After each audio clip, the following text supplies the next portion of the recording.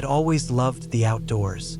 There was something peaceful about being in nature, away from the noise of the city, with nothing but trees and fresh air surrounding me. So, when my friends suggested we go camping for the weekend, I didn't hesitate to agree. It seemed like the perfect escape. We arrived at the campsite in the early afternoon. The sun was high, and the woods around us were still filled with the vibrant sounds of birds chirping and leaves rustling in the breeze. We set up our tents, gathered firewood, and planned to cook dinner as the sun dipped behind the treeline. It was a small campsite, not very well known, but it had a certain charm. It wasn't too far from civilization, yet it felt completely isolated. There were no other campers nearby, which suited us just fine. I liked the feeling of being alone, though I knew we weren't completely cut off from the world. The closest town was only about an hour's drive away, and our phones still had some signal, though it wasn't great. As the evening wore on, the fire crackled and popped, sending sparks into the air. We made jokes and told stories, laughing about silly things that didn't matter. I felt content, safe. There was nothing to worry about. At least that's what I thought. The first strange thing happened just after we finished eating. It was about 9 p.m., and the sky had fully darkened. We were sitting around the fire when suddenly, the air seemed to grow still. The crickets had stopped chirping, and even the wind had died down. The silence felt oppressive, almost as if something was watching us. I brushed it off as nothing more than my imagination, but it was hard to ignore the eerie stillness that had settled around us. Then I heard it, a rustling sound coming from the woods. At first, I thought it might be a deer or some other animal moving through the underbrush, but the sound was too deliberate, too close to the camp. The hairs on the back of my neck stood up. "Did you hear that?" I asked, my voice low, almost a whisper. The others were quiet for a moment, and I could see the same unease in their faces. One of them, Mark, stood up and grabbed a flashlight from his bag. He pointed it into the trees, scanning the dark, but there was nothing, just shadows stretching between the trunks of the tall pines. "Probably just an animal," Mark said, sitting back down. His voice sounded a little forced, like he was trying to convince himself more than anyone else. But the feeling didn't go away. In fact, it only grew stronger as the night went on. The sound didn't return, but I couldn't shake the sense that something was wrong. I couldn't explain it. There was no logical reason for it. Everything seemed fine on the surface, but I was on edge. As the fire began to die down, we all decided to turn in for the night. The temperature had dropped, and the woods around us seemed even darker, the air colder. I zipped myself into my tent and tried to push the strange feeling from my mind. I reminded myself that it was just a campsite, just a weekend getaway. Nothing to worry about. I must have fallen asleep eventually, but I woke up in the middle of the night. My watch said it was 2:47 a.m. I had no idea why I woke up. I hadn't heard anything, and I didn't feel particularly cold or uncomfortable. But my eyes were wide open, staring into the dark fabric of the tent. At first, I thought it was just a restless night, but then I noticed something. There was a low, almost imperceptible sound coming from outside. It wasn't the wind or animals. It sounded like footsteps, slow, careful, deliberate footsteps. I held my breath, listening hard. There was definitely something out there. I grabbed my flashlight and, without thinking, unzipped the tent just a little to peek outside. My heart pounded in my chest. The campfire was just a few glowing embers now, casting faint light over the campsite. But there was no sign of anyone or anything moving. I told myself I was being paranoid, that it was just my mind playing tricks on me. But the footsteps had sounded so real. I had to know. Slowly, I crawled out of the tent, trying not to make any noise. I stood, my flashlight trembling in my hand, and scanned the dark edges of the campsite. For a moment, there was nothing. Then, A branch snapped somewhere deep in the woods behind our tents. I jumped. My heart felt like it was going to explode. I turned around quickly, shined my light toward the others' tents. They were all still closed, the shadows inside moving slightly as they shifted in their sleep. They were all completely unaware of the tension in the air. I had to remind myself that they weren't going to hear whatever I was hearing. The footsteps were soft, like someone was trying to stay hidden, but I couldn't ignore them. I was frozen in place for a moment, listening carefully. Then the sound came again, this time much closer. It was coming from the trees behind the campsite. I could hear the leaves rustling underfoot, the unmistakable sound of someone walking toward us. My stomach twisted into a knot. My first instinct was to run and wake the others, but something held me back. What if it was just an animal? Or worse, what if it wasn't? I stood in the dark, waiting for the next sound. It didn't come. The woods were completely silent now, as if whatever had been out there had just vanished. I felt a chill crawl up my spine, and my breath caught in my throat. There was no way I was going back to sleep. I decided to stay up, watch, and wait. Minutes stretched into what felt like hours. My flashlight was my only source of light, and the beam seemed to shrink the farther I shined it into the trees. I kept hearing little noises, branches cracking, leaves moving, but nothing I could pinpoint. The night seemed endless, and I was starting to question my own mind. Then, I heard something that made my blood run cold. A voice. It wasn't a whisper, but it wasn't loud either. It was distant, muffled, like someone was speaking through a heavy fog. It wasn't a language I recognized, and it didn't sound like anyone from our group. My heart started pounding in my chest. There was no one else out here. No one had passed by earlier, no other campers, no rangers. Just us. I swung the flashlight around again, my hands shaking, and finally, there it was, a figure, barely visible in the darkness, standing at the edge of the trees. It was tall, hunched slightly, and I could just make out its silhouette. It didn't move at first, but I could feel it watching me. My pulse was deafening in my ears. I had no idea who or what it was, but every cell in my body screamed for me to run. I couldn't. I was paralyzed. The figure didn't stay long. It vanished back into the woods, moving so quietly that it seemed to melt into the shadows. I don't know how long I stood there, frozen, staring at the spot where it had been. Eventually, I snapped out of it. I ran back to my tent, scrambled inside, and zipped it shut. I don't know how long I lay there, trembling, before I finally heard the soft snores of my friends outside.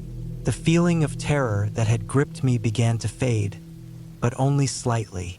I still couldn't shake the image of the figure standing in the dark. I didn't want to alarm anyone, so I stayed quiet. I kept my thoughts to myself, hoping that maybe it had just been a bad dream, that I was overthinking things. But the next morning, when the sun came up, I couldn't ignore it any longer. I had to tell my friends. They didn't believe me at first, thinking I was just spooked by the dark. But when I mentioned the footsteps and the strange noises, they all grew quiet. Mark, the one who had been most confident about everything being fine the night before, looked at me with concern in his eyes. "You really think someone was out there?" he asked. "I don't know," I admitted, my voice shaky, "but I heard something, and I saw someone, or something." We packed up our things quickly, ready to leave, even though we'd only planned to stay one more night. I don't think anyone felt comfortable in the woods anymore. As we loaded up the car, I took one last look at the campsite.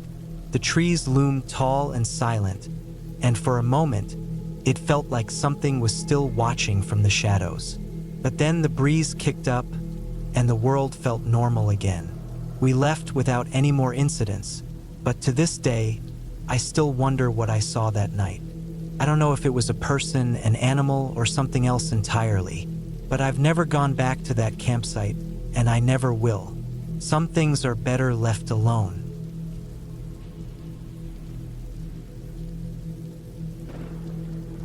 I've always liked camping. There's something about the quiet of the woods that makes everything else fade away. The hum of the world, the noise, the constant rush. It all disappears when you're out there, just you and nature. That's why I didn't think twice when my friend suggested a weekend in a remote spot in the forest, somewhere nobody else went. We'd been camping before, nothing too fancy, just tents and a campfire, but this time was different. This time we were going deep into the woods. The plan was simple: grab our gear, make the long drive, hike in, set up camp, and enjoy the weekend. No phone service, no distractions, just time to unwind. But what we didn't plan for was what happened when we set up camp.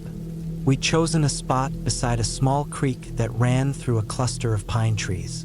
The sound of the water was soothing as we set up our tents, unpacked our gear, and started a fire. The evening air was crisp, and the sky was clear, just a few stars peeking out above the tree line. I remember thinking that it was the perfect night, peaceful, beautiful, and far from the chaos of the world. Little did I know, things were about to take a turn. As the sun set, we sat around the fire, talking and laughing.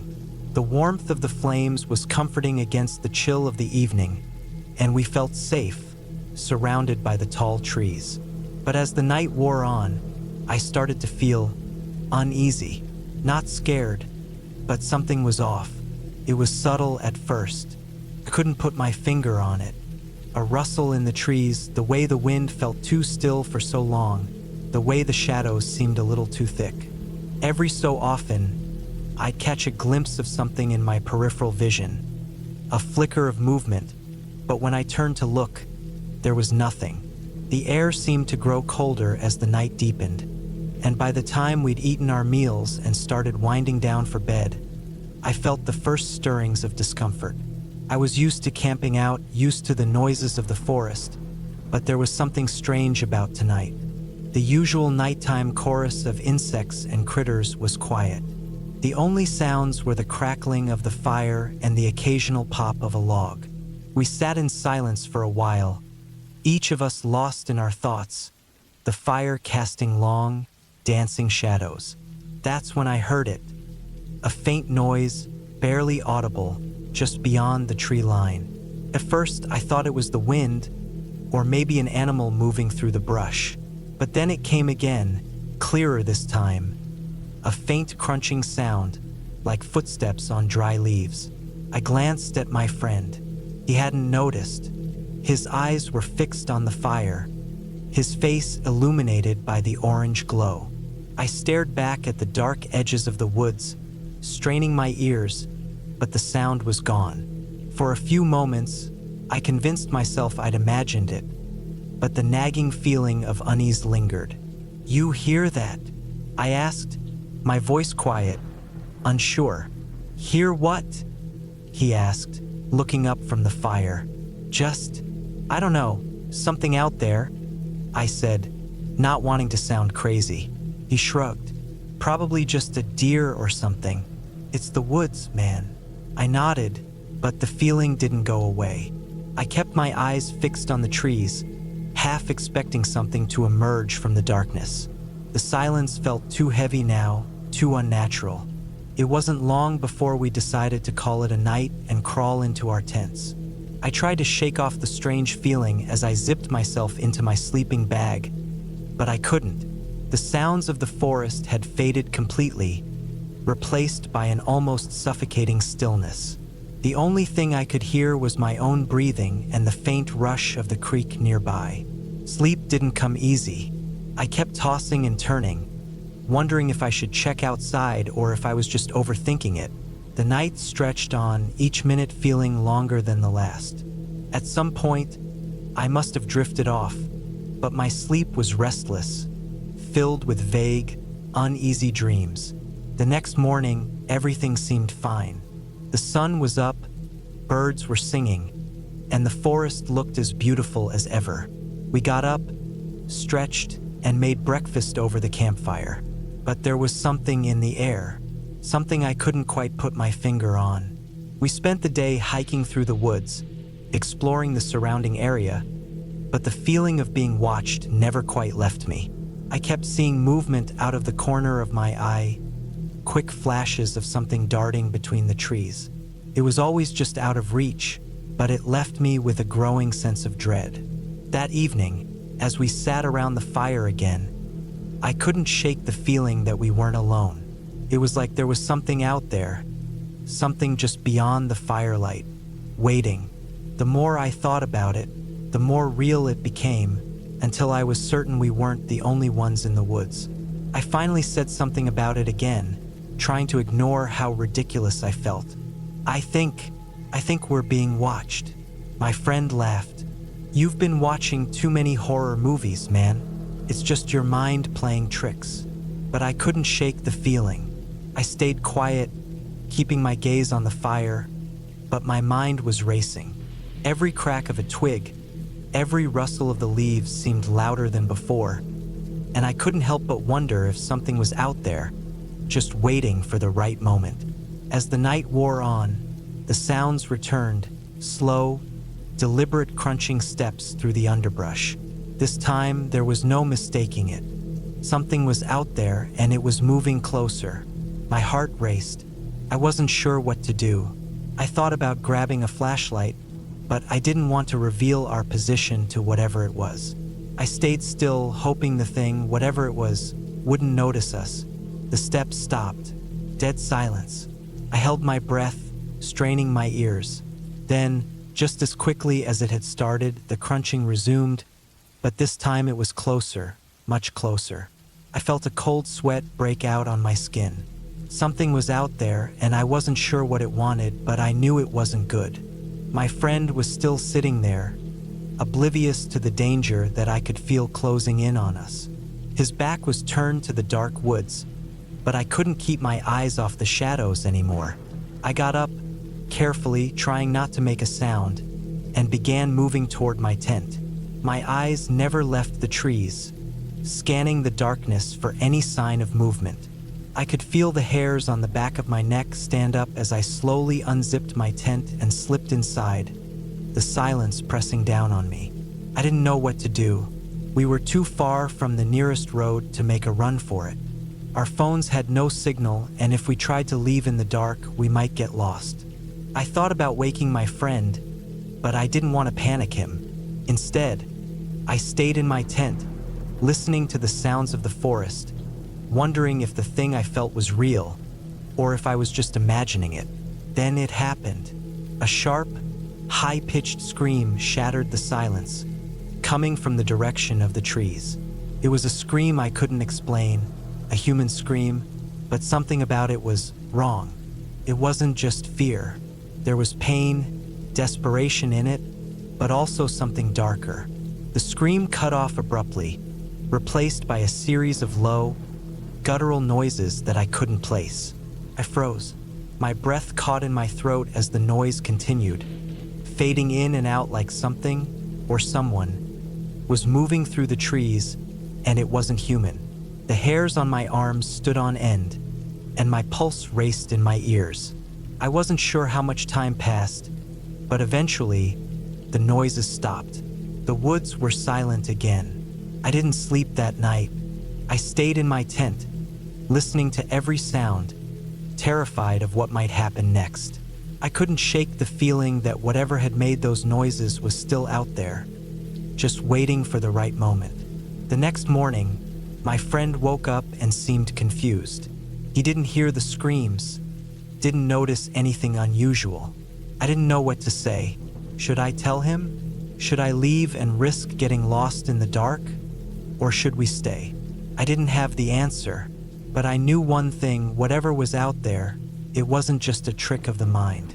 It was real, and it was waiting. We decided to leave. The trip was supposed to be a relaxing weekend getaway, but that night had changed everything. We packed up as quickly as we could, barely looking at each other, too afraid to speak.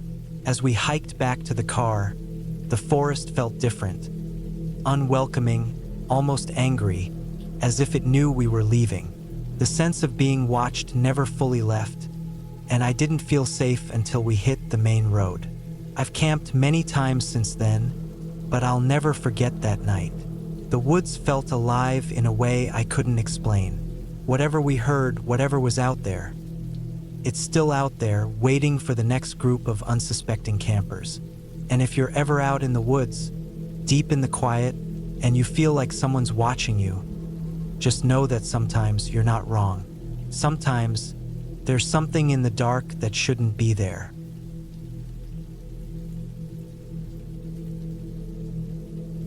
The night was growing colder, and the fire crackled softly in front of me. I had always loved camping in the woods. The peace, the quiet, the sense of being far away from the hustle of everyday life. This time, I had decided to go solo. No friends, no family, just me and the wilderness. At first, everything seemed perfect. I had arrived early, set up my tent, and gone for a long hike before the sun dipped below the horizon. The forest was thick with towering pines, and the ground was covered with soft pine needles. The air smelled fresh, almost clean. The only sounds were the occasional chirping of birds, the wind rustling through the trees, and the rhythmic crackling of my campfire. I felt a sense of calm as I sat there, roasting marshmallows and looking up at the stars. The sky was clear, and the stars seemed to stretch on forever. I had packed light, just enough food, some water, and my survival gear. There was no need for anything more. It was supposed to be a simple, peaceful weekend away from everything. But that night, something felt off. As the darkness deepened, the usual sounds of the forest began to change. The wind seemed to pick up, and the trees around me began to sway more violently than before. It wasn't anything too alarming at first, but I noticed the sound of rustling in the bushes near the edge of my campsite. I tried to shake off the unease creeping up my spine. It could just be an animal, maybe a deer or a raccoon, but I couldn't help but feel watched. The rustling continued for several minutes, and then it stopped. That silence was worse than the noise, and I found myself holding my breath, straining my ears to catch any sign of movement. The firelight flickered, casting long, twisted shadows on the trees around me. I grabbed my flashlight, my fingers trembling slightly, and pointed it toward the noise. Nothing. The woods were still again. I tried to shake off the feeling, telling myself it was just my imagination. But the hairs on the back of my neck stood up, and I couldn't shake the feeling that I wasn't alone. I stood up, carefully keeping the fire between myself and the darkness around me.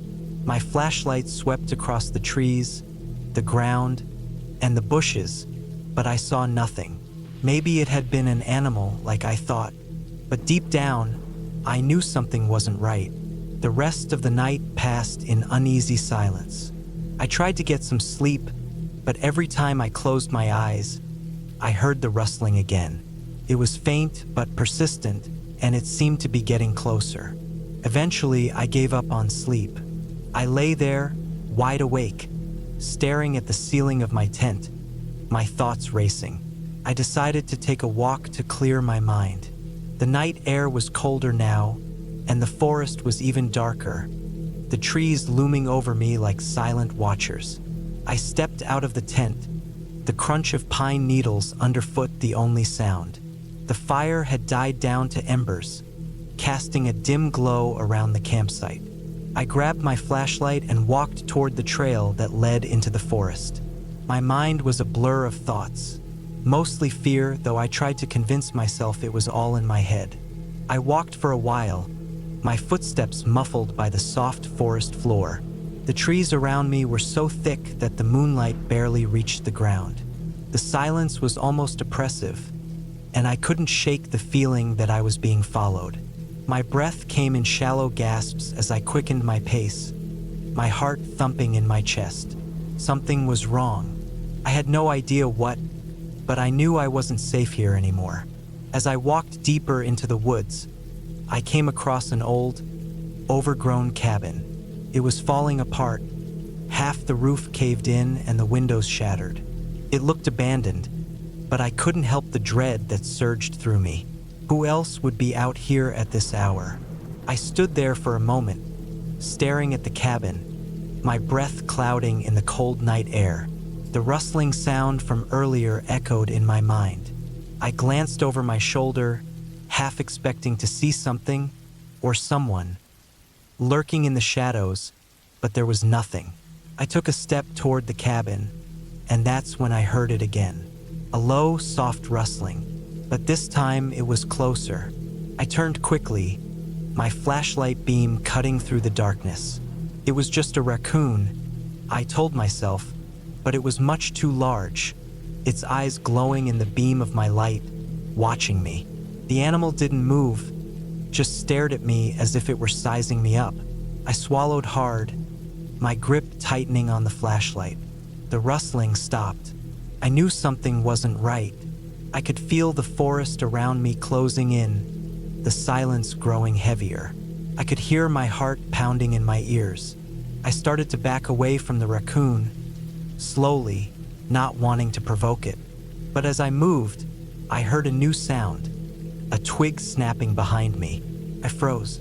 The sound was unmistakable. Someone or something was out there.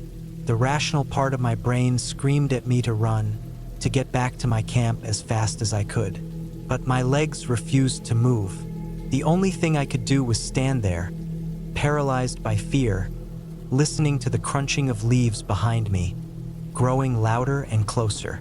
The raccoon bolted, disappearing into the brush, but I didn't move, couldn't. The footsteps, if that's what they were, sounded deliberate, slow, like someone was carefully making their way toward me, watching me with every step. I couldn't take it anymore. My legs finally moved and I ran. I didn't look back. I couldn't. I just ran, blindly, stumbling over rocks and branches, my breath coming in ragged gasps. The forest seemed to stretch on forever, and every sound amplified my fear. I finally reached my campsite, gasping for air. My heart was hammering in my chest, and my hands shook as I grabbed my gear and threw it into the tent. My mind raced. Was I just paranoid? Or had I really heard someone out there? I didn't have an answer, and I wasn't about to stick around to find out. I packed everything up in a frenzy, feeling the eyes of the forest on me as I moved. I was ready to leave. I didn't care about the hike or the peaceful escape. It wasn't worth it anymore. I wasn't alone in those woods, and I wasn't going to risk finding out who or what was out there. With everything packed, I made my way back to the trailhead, not looking back once. I kept my flashlight on the path ahead, listening for any sounds in the woods behind me. There were no more footsteps, no more rustling, just the sound of my own breath and the pounding of my heart. I finally reached my car, breathless and drenched in sweat. I got in, locked the doors, and drove away as fast as I could, not stopping until I reached the nearest town. The lights of civilization were a welcome sight. The feeling of being watched never left me, but the further I got from the woods, the less intense it became. I'll never forget that night, and I'll never go back into those woods. Whatever I heard out there, I don't know. But I know one thing for sure: I wasn't alone, and I'm okay with never finding out who or what was following me through the trees.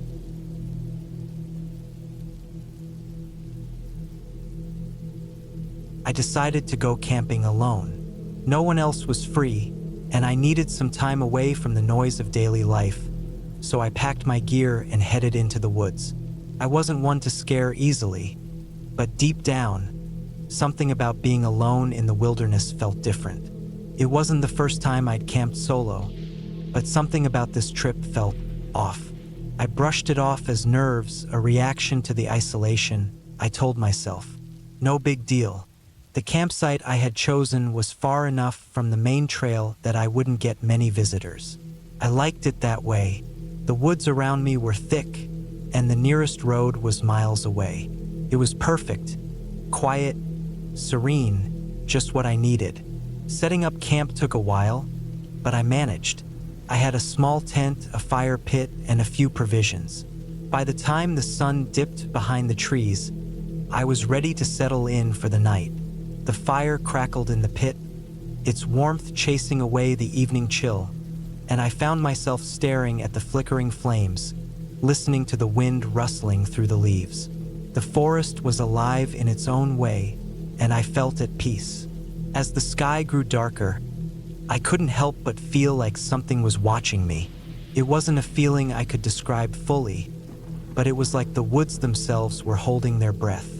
I tried to ignore it, convincing myself it was just the usual creepiness of the forest at night, but the feeling didn't go away.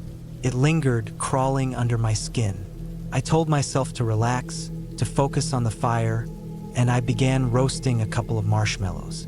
The crackle of the fire and the occasional chirp of a distant bird were the only sounds. But then, there was something else. A subtle shift in the air, a silence that wasn't quite right. The kind of silence that made you stop in your tracks and listen harder. I froze, marshmallow in hand, and waited. There was nothing but the soft rustle of the leaves. I looked around, my eyes scanning the darkness just beyond the firelight. The woods were dense, and the shadows felt deeper than usual. My heart started to beat a little faster. Maybe it was nothing, just my nerves playing tricks on me. But I couldn't shake the feeling that something was wrong. I turned my head slowly, trying to listen for any sound, any movement. My eyes focused on the area to the left of the campfire, just outside the reach of the light. For a second, I thought I saw something move quick, just a blur, a flash of something dark. It was gone before I could even process it. Maybe it was a deer or a shadow playing tricks, but why had it felt so sudden, so intentional? I stood up, walking toward the spot, my flashlight in hand. The beam cut through the darkness, illuminating the trees and underbrush, but there was nothing. No animal, no disturbance in the leaves, just the usual quiet of the night. I laughed at myself nervously and decided to call it a night. I wasn't going to let my imagination get the best of me. The woods were vast, and strange things happened in the dark. But I couldn't ignore the nagging feeling that something was still out there, watching me. I crawled into my tent and zipped it up, settling into my sleeping bag. The night passed quietly, but sleep didn't come easily. I kept hearing things. Twigs snapping just outside the tent, the sound of something moving. Each time I opened my eyes, the dark corners of the tent seemed darker, and the wind carried an unfamiliar chill. Around 3 a.m., I woke up with a start. There was a noise, a soft scraping sound. At first, I thought it was an animal, maybe a raccoon or something, but then the noise repeated. It was too rhythmic, too deliberate. I lay perfectly still, my heart pounding. The sound was coming from outside the tent. Slow, deliberate, like someone or something was dragging something across the ground. I wasn't sure if it was closer or farther away, but the feeling that I wasn't alone was undeniable. I held my breath, waiting for it to stop. Didn't. It continued, slow and steady, moving around the tent, just out of my sight. The wind had died down, and there were no other sounds now, just that scraping, dragging noise.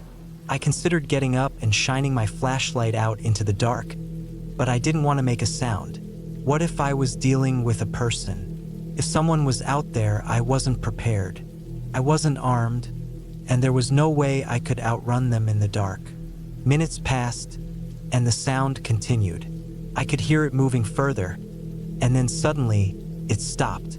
I held my breath, straining to hear anything, but the woods were still, deathly still. Then, just as suddenly as it had stopped, I heard the soft sound of something. No, someone, walking away. The footsteps were faint but unmistakable, moving away from my tent and into the woods. I didn't dare move for a long time, listening carefully for any sign of what might happen next. But everything remained eerily quiet. Eventually, I managed to convince myself it was some kind of animal or another camper. Maybe someone had gotten lost. I didn't know, but I needed sleep, so I finally closed my eyes and forced myself to drift off. Morning came slowly. The sun peeked through the trees, casting long shadows on the forest floor. I woke up with a headache, but I was relieved that the night was over. I quickly packed up my camp, eager to leave the place. But as I began to gather my things, I noticed something odd. There, by the base of my tent, was a series of deep, wide grooves in the earth, like something heavy had been dragged across the ground. I knelt down, inspecting them. They weren't there when I set up camp. They weren't there the night before either. Someone or something had been close to my tent after all. I hurriedly packed the rest of my gear, my mind racing with possibilities. What had happened last night? Who or what had been outside my tent? The idea that it had been another person made my skin crawl, but I couldn't figure out why they hadn't made themselves known. I didn't want to stay another minute longer than necessary. The woods suddenly felt oppressive, like they were closing in on me. I packed the last of my things and got in my car, leaving the campsite behind. I didn't look back, and I didn't stop until I was miles away. Later, when I got home and checked my gear, I found something strange. A small, crumpled piece of paper tucked into my backpack. It wasn't something I had put there. I opened it up, my hands trembling. The paper was blank except for a single line of text. Asterisk, I'm still out here.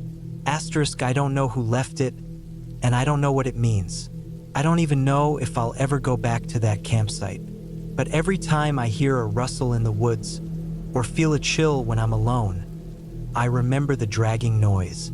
I remember the footsteps in the night, and I wonder who or what is still out there.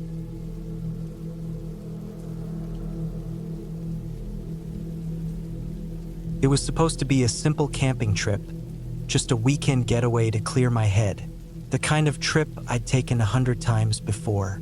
I had my gear packed, my food ready, and the trail in front of me was quiet. My friends couldn't make it this time, so it was just me, my tent, and the wilderness. I parked my car at the trailhead and grabbed my pack. The sun was starting to dip behind the trees, casting long shadows across the dirt path. I didn't mind. I enjoyed the solitude. There's something peaceful about being alone in nature, just the sound of your footsteps on the trail and the rustle of leaves in the breeze. The hike was easy. The trail was well marked, and the only thing that caught my attention were the birds overhead and the occasional squirrel darting across the path. As I walked, I thought about how great it would feel to be away from the noise of everyday life.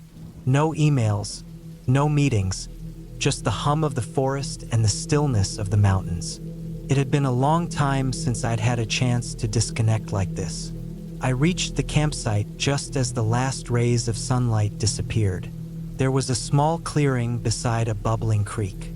The sound of the water was soothing. I set up my tent in the fading light, the familiar routine almost automatic. I wasn't worried about bears or anything. It was late in the season.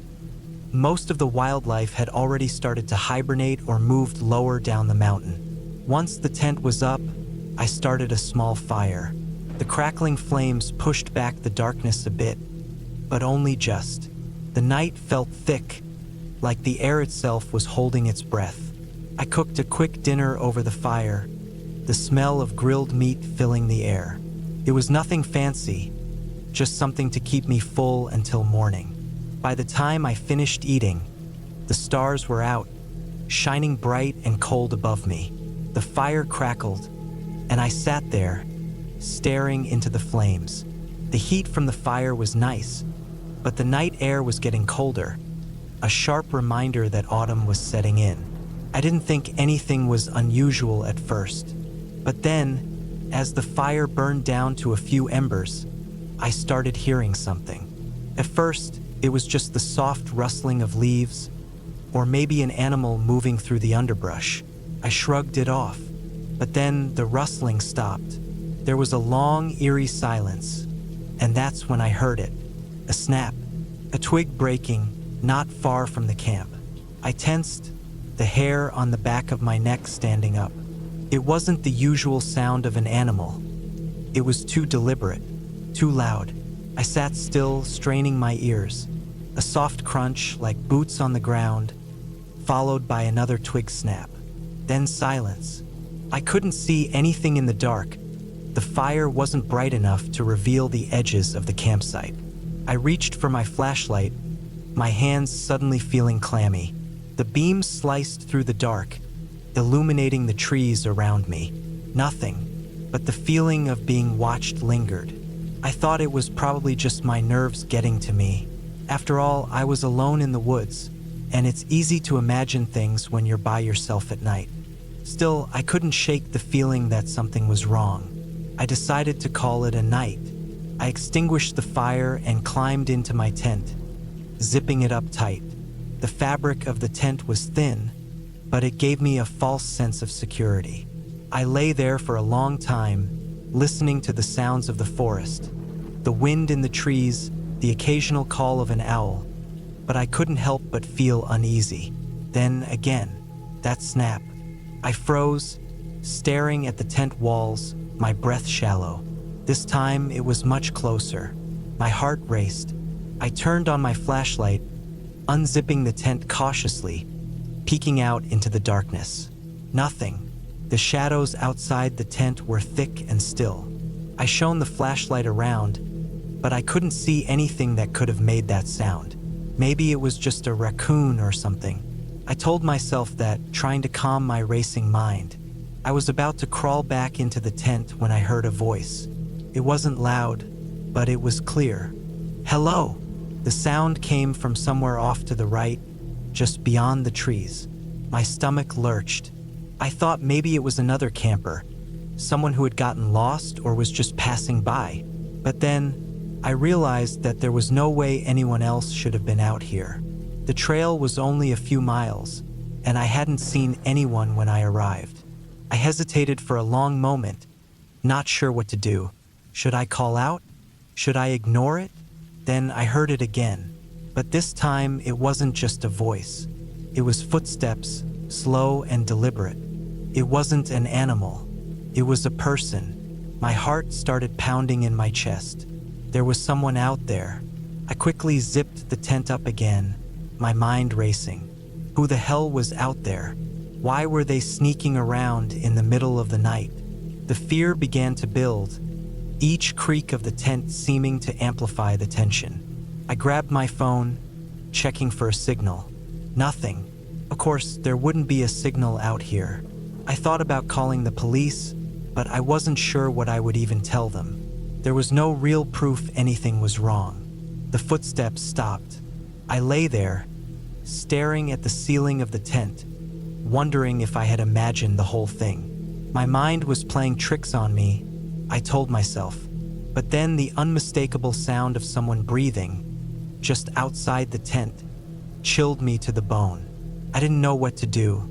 I couldn't stay in the tent all night, waiting for someone to find me.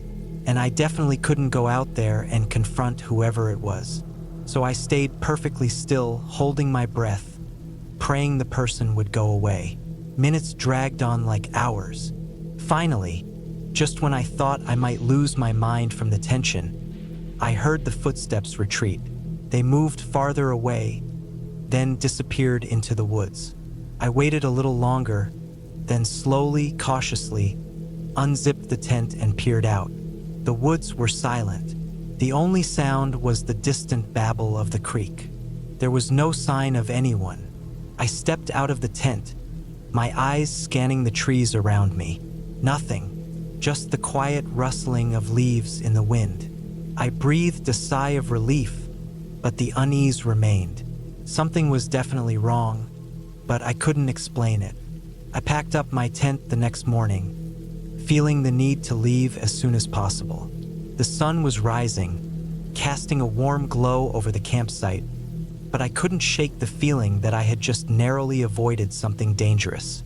The hike back to the car was uneventful. The trail, which had felt peaceful the day before, now seemed ominous. The trees looked different, and every rustle of a branch made my heart race. When I reached my car, I locked the doors behind me, started the engine, and pulled away from the trailhead. I glanced in the rearview mirror as I drove away, but there was nothing but trees. Still, I couldn't shake the feeling that someone, or something, had been watching me the entire time. The rest of the drive home was a blur. I couldn't stop thinking about the footsteps, the voice, the breathing outside my tent. I never found out who or what it was, but I knew one thing for sure. I wasn't going camping alone again.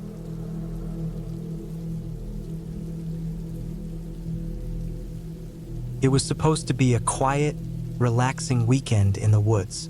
I'd spent weeks planning this trip. Just me, the wilderness, and some time to clear my head. I'd rented a small cabin at the edge of a secluded forest, far enough from the town for peace and quiet, but close enough to the road that I wouldn't feel completely isolated.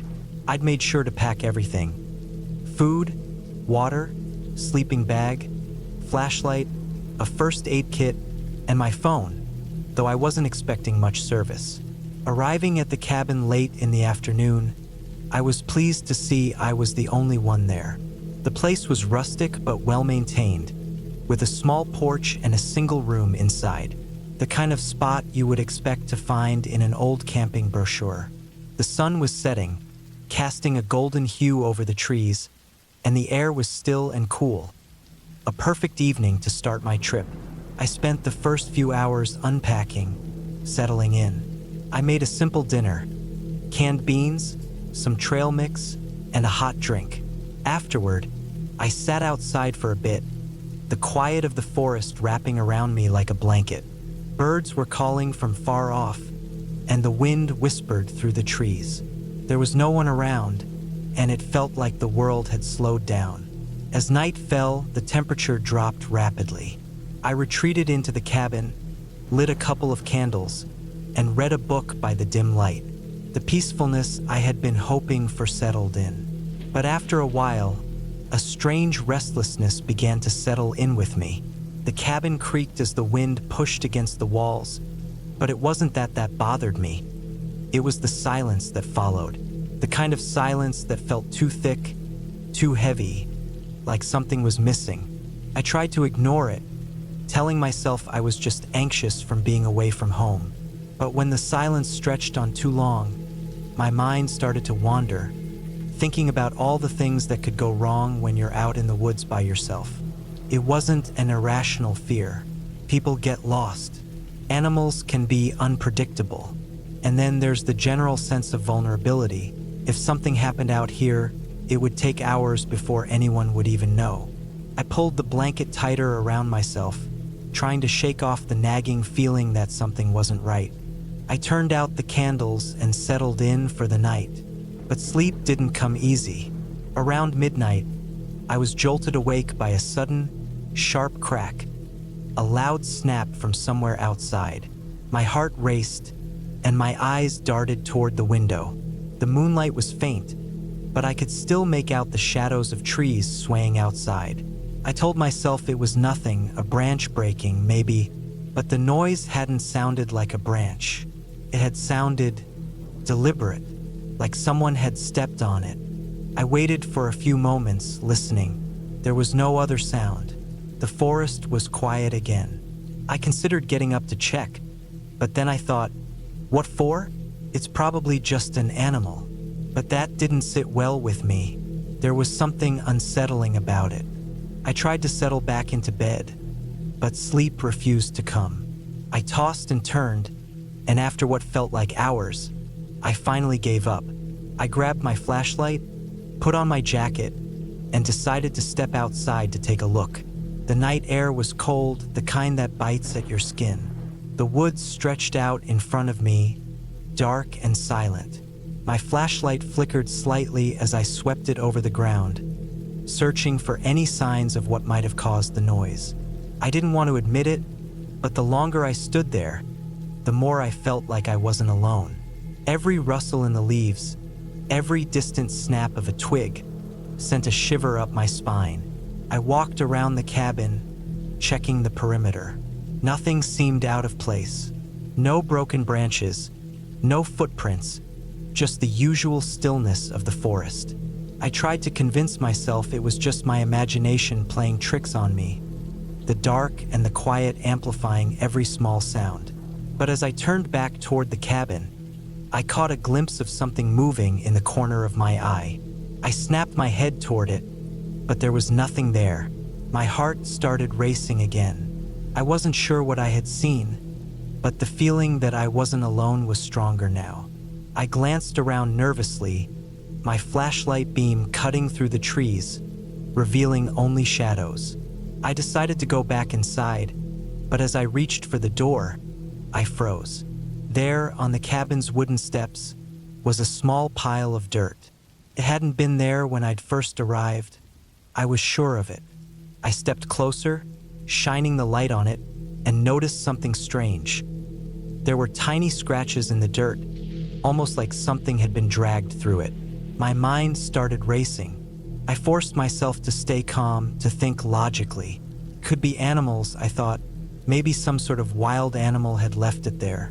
But then, my flashlight flickered again, and I heard a noise behind me. A low, almost imperceptible rustling. I spun around, my pulse pounding in my ears. I saw nothing, but that feeling, the one I couldn't shake, was back again, heavier than before. I quickly ducked inside the cabin, locking the door behind me. For the next several hours, I sat in the dark, listening. The silence was oppressive now. Every little noise seemed louder, more distinct. I was almost too afraid to even breathe too loudly. The cabin felt smaller, the walls closing in on me. There was no more peace, just that same suffocating silence. The rest of the night passed without incident, but the unease stayed with me. When the first light of dawn crept through the cracks in the cabin's wooden walls, I decided it was time to pack up and leave. I'd gotten what I needed, peace, solitude, but it wasn't worth it anymore. Whatever had happened last night, whatever was out there, I didn't want to find out. I was just about to gather my things when I heard the unmistakable sound of footsteps, slow and deliberate, crunching through the leaves outside. I froze, my hand gripping the handle of the door. I had no idea how long they'd been there, but they were getting closer. There was no mistaking it now. Someone or something was out there. I held my breath, every muscle in my body tensed, waiting for whatever was coming next. And then, as suddenly as it had started, the footsteps stopped. I stayed where I was for what felt like an eternity. Slowly, carefully, I grabbed my backpack and slipped out the back door of the cabin, my heart hammering in my chest. I didn't look back. I didn't need to. I got in my car, started the engine, and drove away without a second thought. I didn't know who or what had been following me, but I didn't need to. It was enough to know that I was leaving it all behind. It's been weeks now since I've been back. Every so often, I think about what happened that night, about the footsteps, the feeling that I wasn't alone. But I don't dwell on it. I don't need to, because I know one thing for sure, whatever it was, it never meant to hurt me. And that's the only reason I'm still here, alive and well.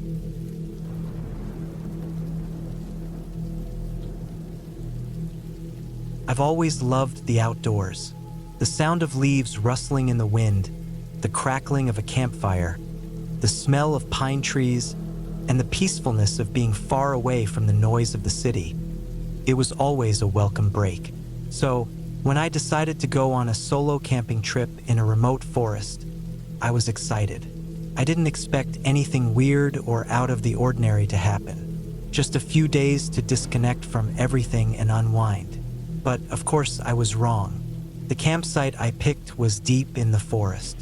A small, well-known spot that most people avoid since it's a little farther from the main trail. The perfect place to be alone with no one around for miles. I packed everything I thought I'd need. A small tent, a sleeping bag, a flashlight, a stove, food, and plenty of water. I even brought my favorite book to read by the fire. The hike to the site was tiring, especially with a heavy backpack, but the views along the way were beautiful. The trees towered above me, and the forest floor was covered in a thick layer of fallen leaves. The further I went, the quieter it got. No birds, no animals, just the sound of my footsteps crunching on the dry leaves.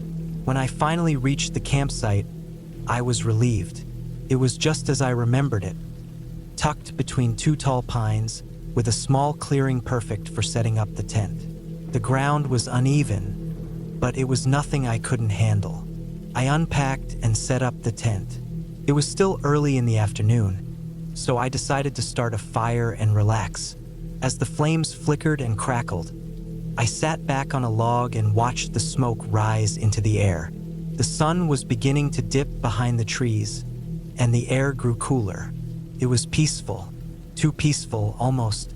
That's when I noticed it, the silence.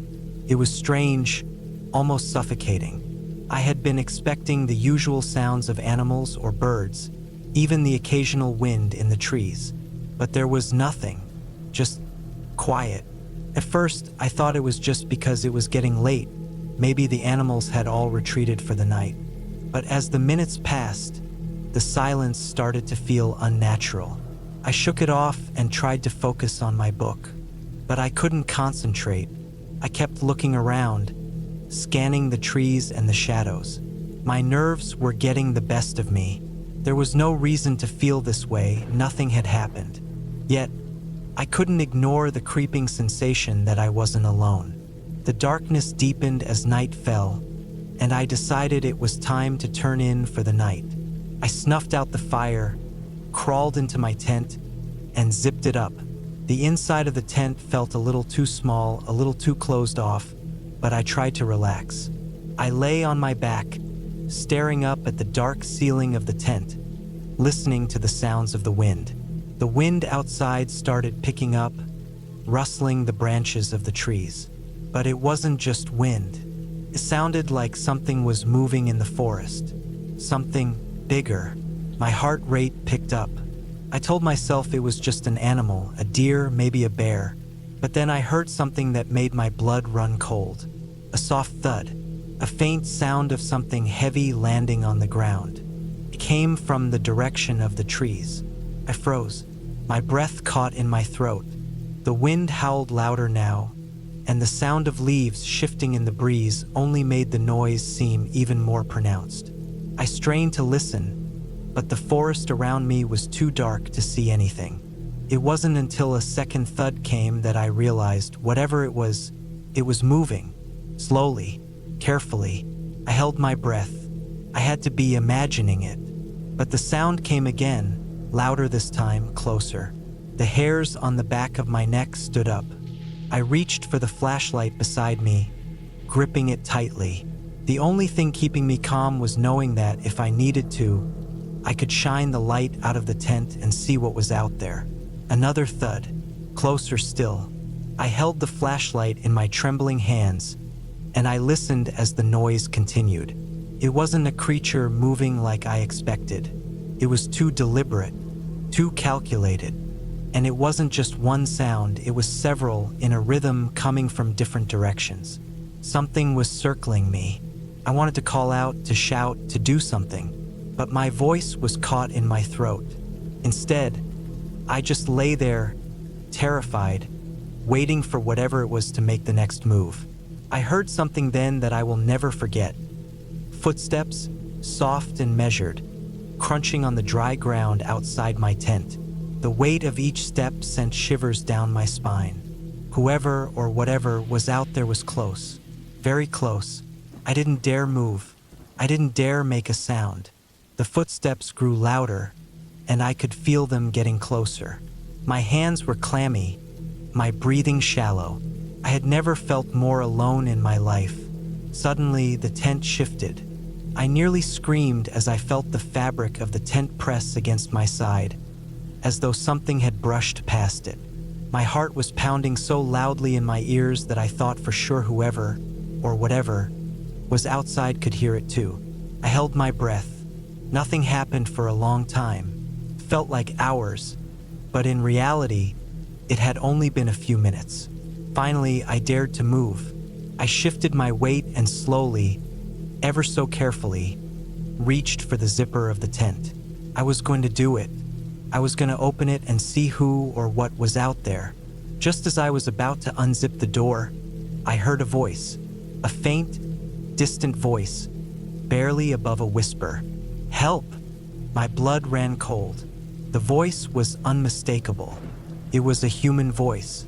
It was then that I realized what was happening. There was someone else out there, and they were trying to get to me. Not just an animal, not just a shadow in the trees. Someone was out there watching me. My mind raced. What should I do? Should I wait it out? Stay hidden in my tent? Should I make a run for it? My options felt limited. I had no way of knowing what was really out there. I waited, paralyzed by fear. The minutes dragged on, and I finally worked up the courage to unzip the tent. Just a little bit. My heart hammered in my chest as I slowly, carefully, peeked outside. The forest was still, eerily still. The only sound was the wind moving through the trees.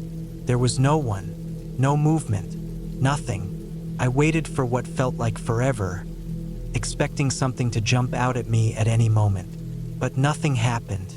The camp was silent again. I finally decided to step outside. I grabbed my flashlight and turned it on, scanning the area. The light cut through the darkness, revealing only the trees, the rocks, the ground beneath me. I stood there for a long time, looking around, listening, but there was nothing.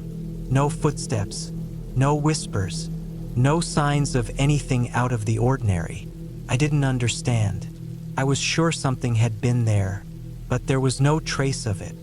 No sign of whoever or whatever had been out there. I spent the rest of the night with the flashlight in hand, constantly scanning the forest around me.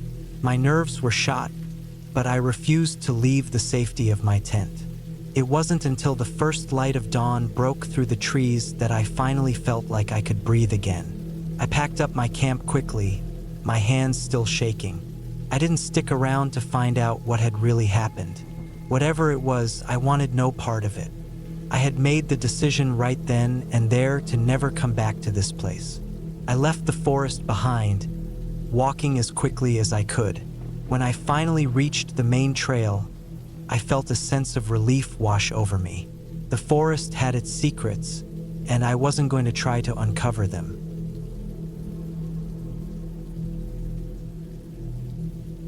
It was supposed to be a peaceful weekend getaway. Just me, my tent, and the wilderness.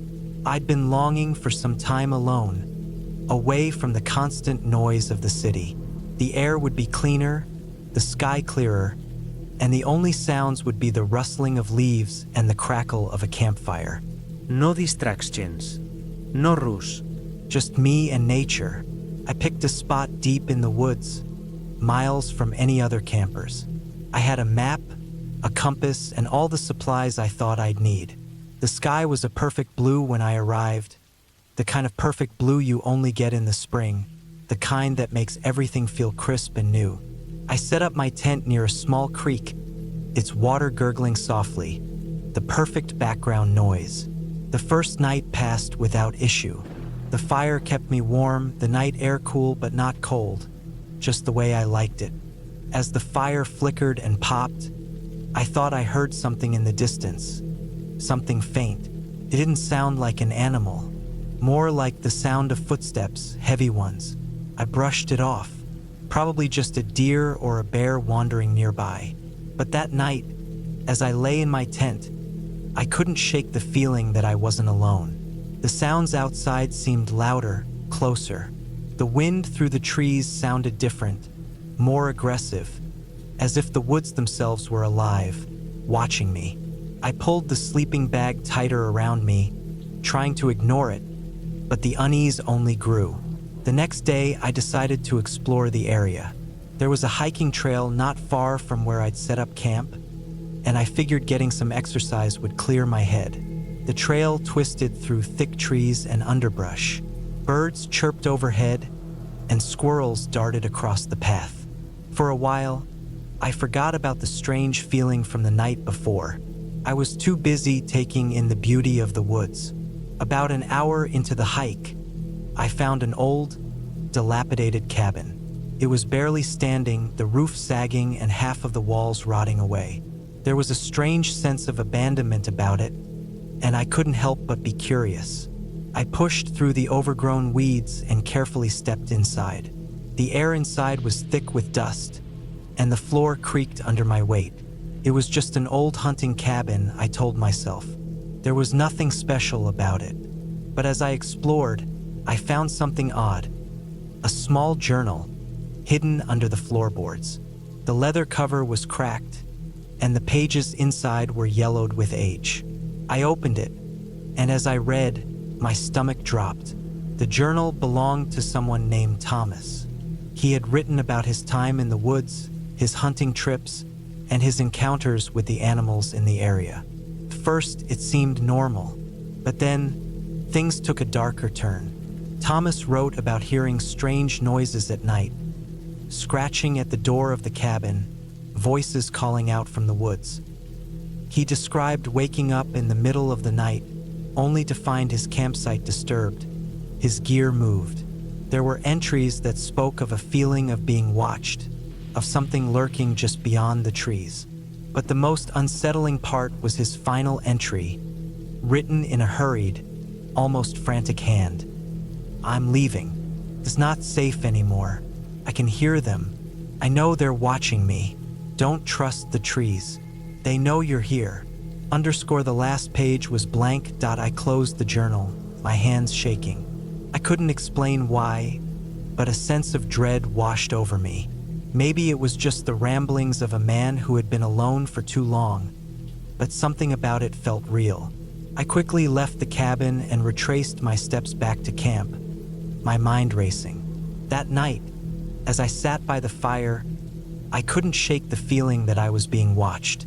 Every crack of a twig, every rustle of leaves seemed louder than it should have been. I tried to tell myself it was just my imagination, that I was letting the journal get to me, but I couldn't ignore the feeling in the pit of my stomach. I decided to stay up late, hoping that if I kept the fire burning, I'd feel safer. But as the night grew darker, the woods around me seemed to grow quieter, the usual nighttime sounds fading away. Even the creek had quieted, its babbling reduced to a mere whisper. Then I heard it, a low, guttural growl. It was distant at first, barely audible over the crackling of the fire. But then it came again, closer this time. My heart pounded in my chest as I scanned the trees around me. The growl wasn't from any animal I knew. It wasn't the typical growl of a bear or wolf. It was something deeper, more primal, as though it came from the very earth itself. I grabbed my flashlight and shone it in the direction of the sound, but there was nothing there, just the dark shadows of the trees. I tried to stay calm, telling myself it was probably just an animal, but the hairs on the back of my neck stood on end. The growl came again, closer this time. It sounded almost like it was circling me. I froze, not daring to move. Then there was a loud snap, a branch breaking underfoot. It was right behind me. I whipped around, shining the flashlight in every direction, but there was nothing there. Just the darkness of the woods, stretching endlessly in all directions. My heart was hammering in my chest, my hands trembling as I clutched the flashlight. My mind raced, trying to rationalize what was happening. It was just a deer, or maybe a bear, but it didn't feel right. It didn't feel natural. Suddenly, the growl came again, closer than ever, and this time, I heard something else. Footsteps. Heavy footsteps, like someone was walking through the woods, deliberately trying to make their presence known. I didn't wait to find out what it was. I grabbed my backpack, threw it over my shoulder, and started running. I didn't care where I was going. I just needed to get out of the woods, away from whatever was following me. My breath came in ragged gasps as I pushed through the underbrush, my feet slipping on the uneven ground. The footsteps were still behind me, getting closer with each passing second. I could hear them, slow, deliberate, like someone was enjoying the chase. Panic surged in my chest, and I ran faster, my legs burning, my mind screaming at me to keep going, to not stop. I stumbled through the woods for what felt like hours, not stopping, not looking back. Eventually, I came to a clearing, and there, in the center of the clearing, was my campsite. But something was wrong. My tent was gone. The fire had been snuffed out, and the entire area was eerily still. My heart skipped a beat as I looked around.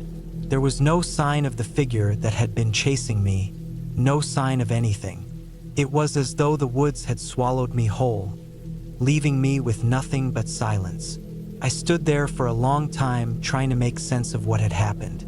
The sun was starting to rise, the first light of dawn creeping through the trees. It was over. Whatever it was, whatever had been following me, had disappeared with the night.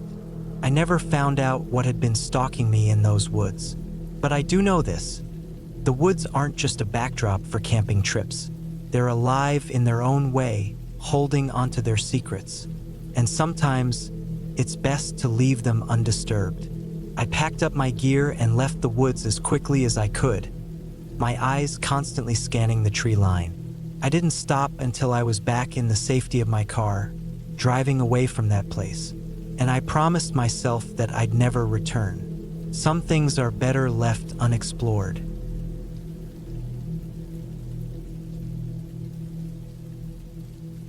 It was supposed to be a simple weekend getaway, a chance to escape the noise of everyday life and disconnect from everything. I needed peace, space to clear my head, and a bit of solitude. So, I packed my tent, some food, and a few essentials, ready to head out to a remote camping site I had found online.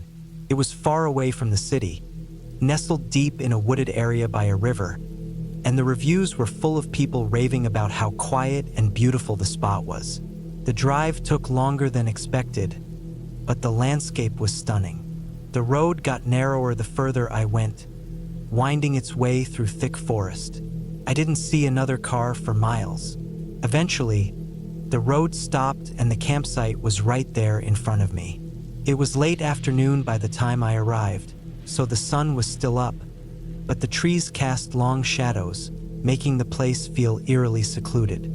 I unpacked the car and set up my tent near the riverbank.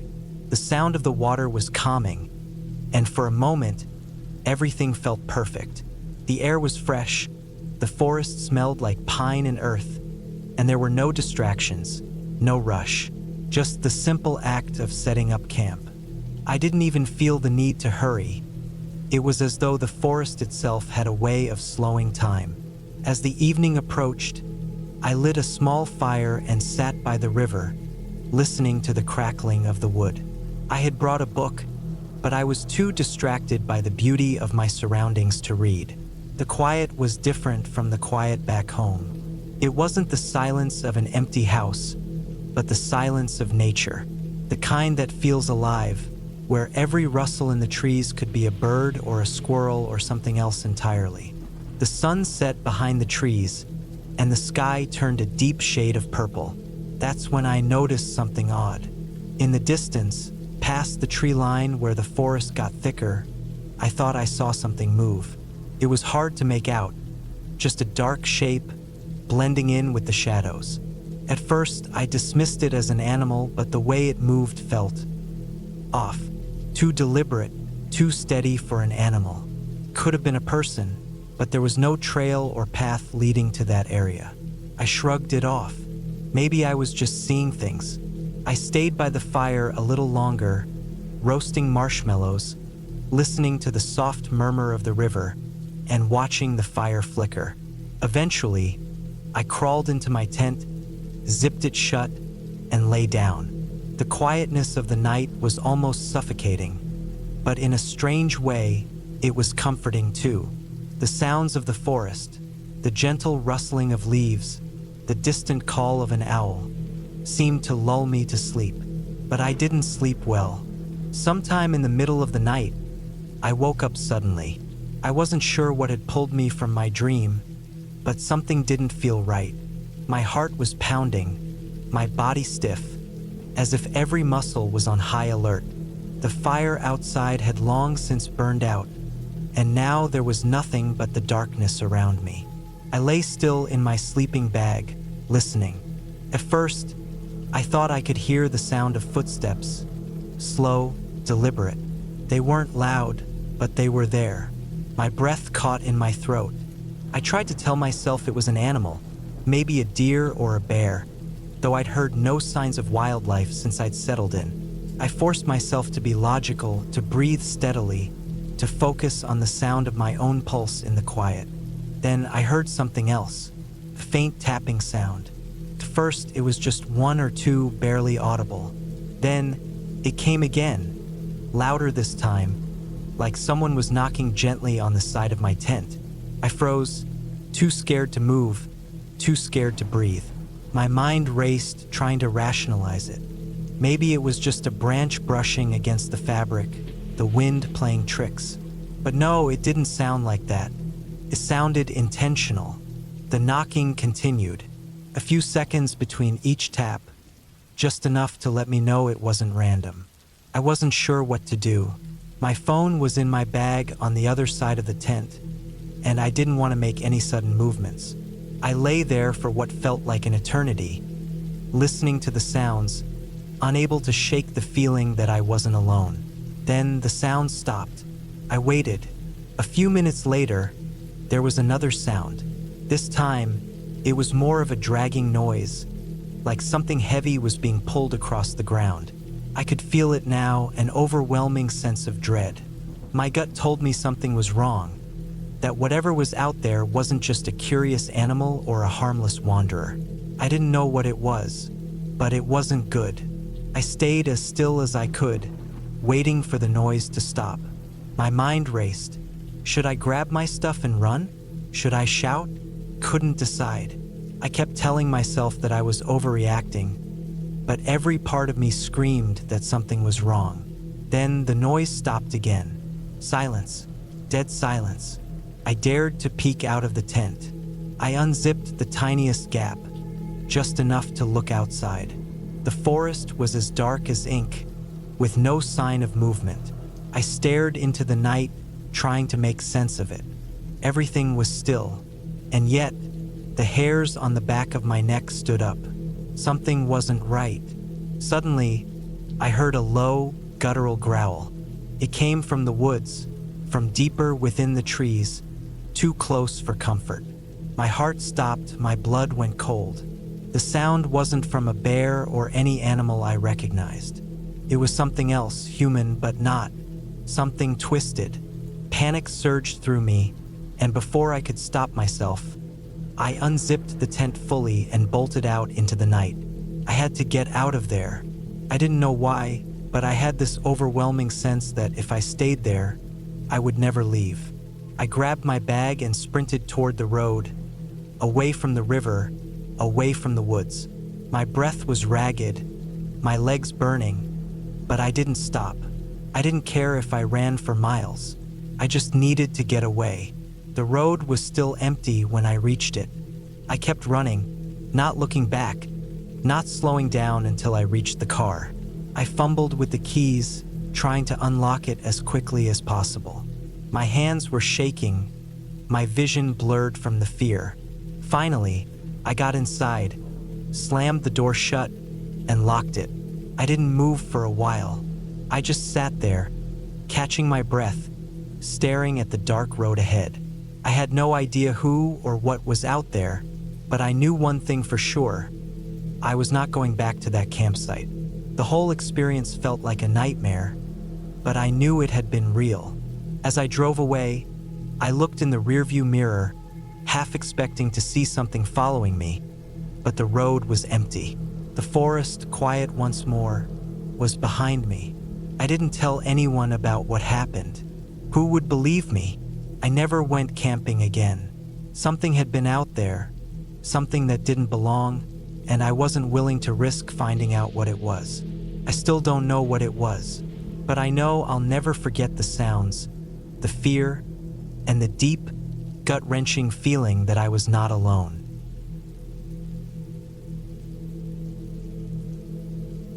I've been camping a lot over the years. It's one of those activities I do to clear my mind, get away from the chaos of the world. Sometimes I go with friends, other times alone. This one trip, though, I was by myself. I don't know why I chose this particular spot, tucked away deep in the woods. I guess I was looking for some solitude, a quiet place where I could just think. My phone had no signal, and that was fine by me. I wasn't expecting any kind of distractions.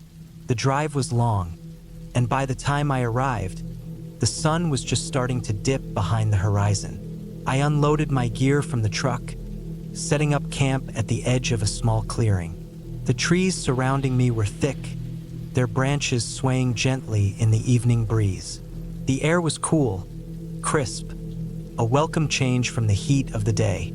I set up my tent, gathered some dry wood for a fire, and got it started. The crackling of the flames was comforting, and I sat down, staring into the fire, letting the warmth spread across my cold fingers. It was one of those perfect nights where everything felt just right. The sky was clear, stars flickered overhead, and all around me, the woods were still, save for the occasional rustle of leaves. But as the night wore on, something didn't sit right with me. At first, I brushed it off, just the usual unsettling feeling that comes with being alone in the wilderness. It wasn't anything specific, just a general sense that I wasn't completely alone. The feeling lingered like an itch I couldn't scratch. I tried to shake it off. I focused on the fire, threw another log on, and listened to the sounds of the forest, crickets, the wind rustling in the trees, the occasional hoot of an owl. The noises of the night were familiar, but tonight they felt different. Not in a supernatural way, but in a way that made my skin crawl. Maybe it was the isolation, or maybe it was just my mind playing tricks on me, but I started to feel like I was being watched. I looked around the clearing. Nothing, just trees, shadows stretching across the ground from the firelight. I forced myself to laugh it off. It was silly. I was a seasoned camper. I knew how to survive out here. I'd been through worse situations than a few unsettling moments in the dark. The fire crackled again, sending sparks up into the air, and I stared into the flames for a while, trying to push the uneasy feeling out of my mind. That's when I heard it. A noise, soft at first, then clearer. A faint rustling in the brush just outside my camp. My heart skipped a beat, but I forced myself to stay calm. Could be anything. A raccoon, a squirrel, maybe even a deer. There was no reason to panic. I stood up slowly, trying not to make a sound, and grabbed the flashlight I'd left beside me. The beam cut through the darkness, sweeping across the trees. Nothing, just the shadows, the flickering of the firelight. Still, the feeling persisted. I sat back down by the fire, trying to shake the tension in my body. The rustling sound stopped, and the forest seemed to return to its normal rhythm. I told myself that it was nothing, probably just an animal or maybe the wind messing with the branches. But I couldn't shake the feeling that I was being watched. It wasn't just in my head. It was a physical presence, something out there in the dark, just beyond the light of my campfire. I didn't want to admit it, but I was scared. I had camped alone before many times, but tonight felt different. I kept my eyes on the tree line, scanning for any movement. For a moment, I thought I saw something, a shadow, shifting between the trees. But when I looked closer, there was nothing there. I was starting to feel paranoid, so I decided to distract myself. I reached into my backpack and pulled out a book, something to keep my mind off the creeping sense of unease. But as I opened it, a sudden noise broke through the silence again, this time closer. A snap like a twig breaking underfoot. I froze, my breath caught in my throat. This wasn't normal. This wasn't the sound of an animal.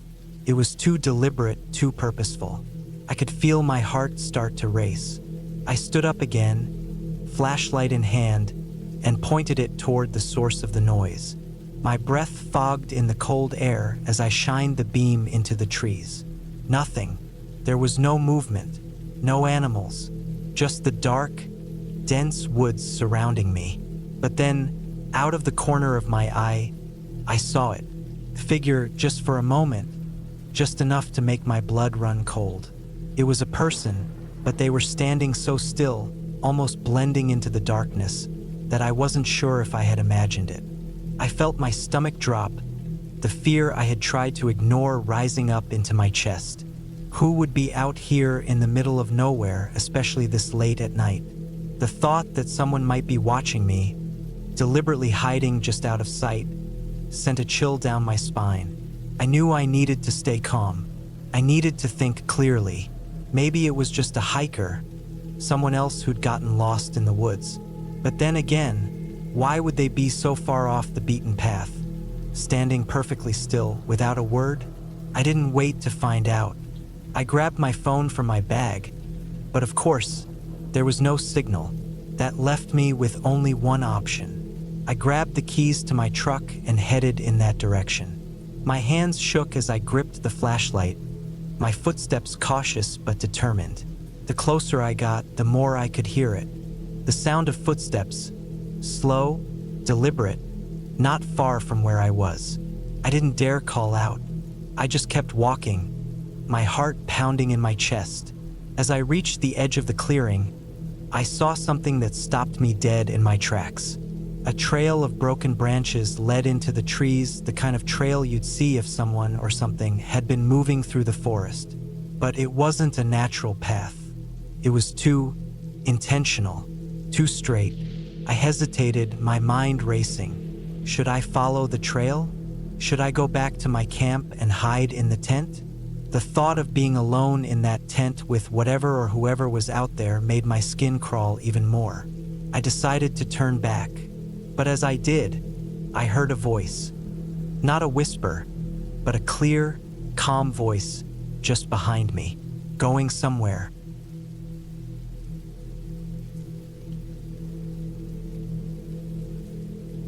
I had always loved camping. There was something peaceful about being surrounded by nature, far from the noise and stress of everyday life. This time, I decided to go camping alone. I thought it would be a good way to reset, to get away from everything for a few days and clear my mind. It was mid-September, and the weather was still warm, so I figured it would be the perfect time to head into the woods. I'd chosen a remote spot deep in the forest, a place I'd read about in a hiking forum. It was known for its solitude and stunning views. No cell service, no Wi-Fi, just nature. I packed my gear into my old SUV, grabbing the usual: tent, sleeping bag, food, water, and a few tools. I made sure to bring my compass, a map, and a flashlight, just in case, though I'd done this plenty of times before and I figured I didn't need much. I reached the trailhead late in the afternoon, around 5 p.m. It was already starting to get dark, but I was confident I could make it to my campsite before night fully set in. The trail was narrow and winding, marked only by small signs nailed to trees. The air was cool and fresh, with a faint smell of pine and earth. The sound of distant birds and rustling leaves was calming. I was in my element. As I walked deeper into the woods, the path began to feel more secluded. The trees closed in on either side, their tall trunks towering over me, blocking out the sun. The light began to fade quickly, and soon, I found myself surrounded by thick shadows. I hadn't realized how much time had passed, but I still had enough daylight to set up camp. I quickened my pace, eager to get to the clearing I had read about. Eventually, I reached it, a small, peaceful clearing with a small creek running nearby. The sun had just dipped below the horizon, casting an orange glow over everything. I set up my tent quickly, feeling good about the spot I'd chosen. It was isolated, which I liked, but there was a certain peacefulness about it too. I built a fire to ward off the chill of the evening, the crackling flames providing a bit of light in the otherwise darkening world.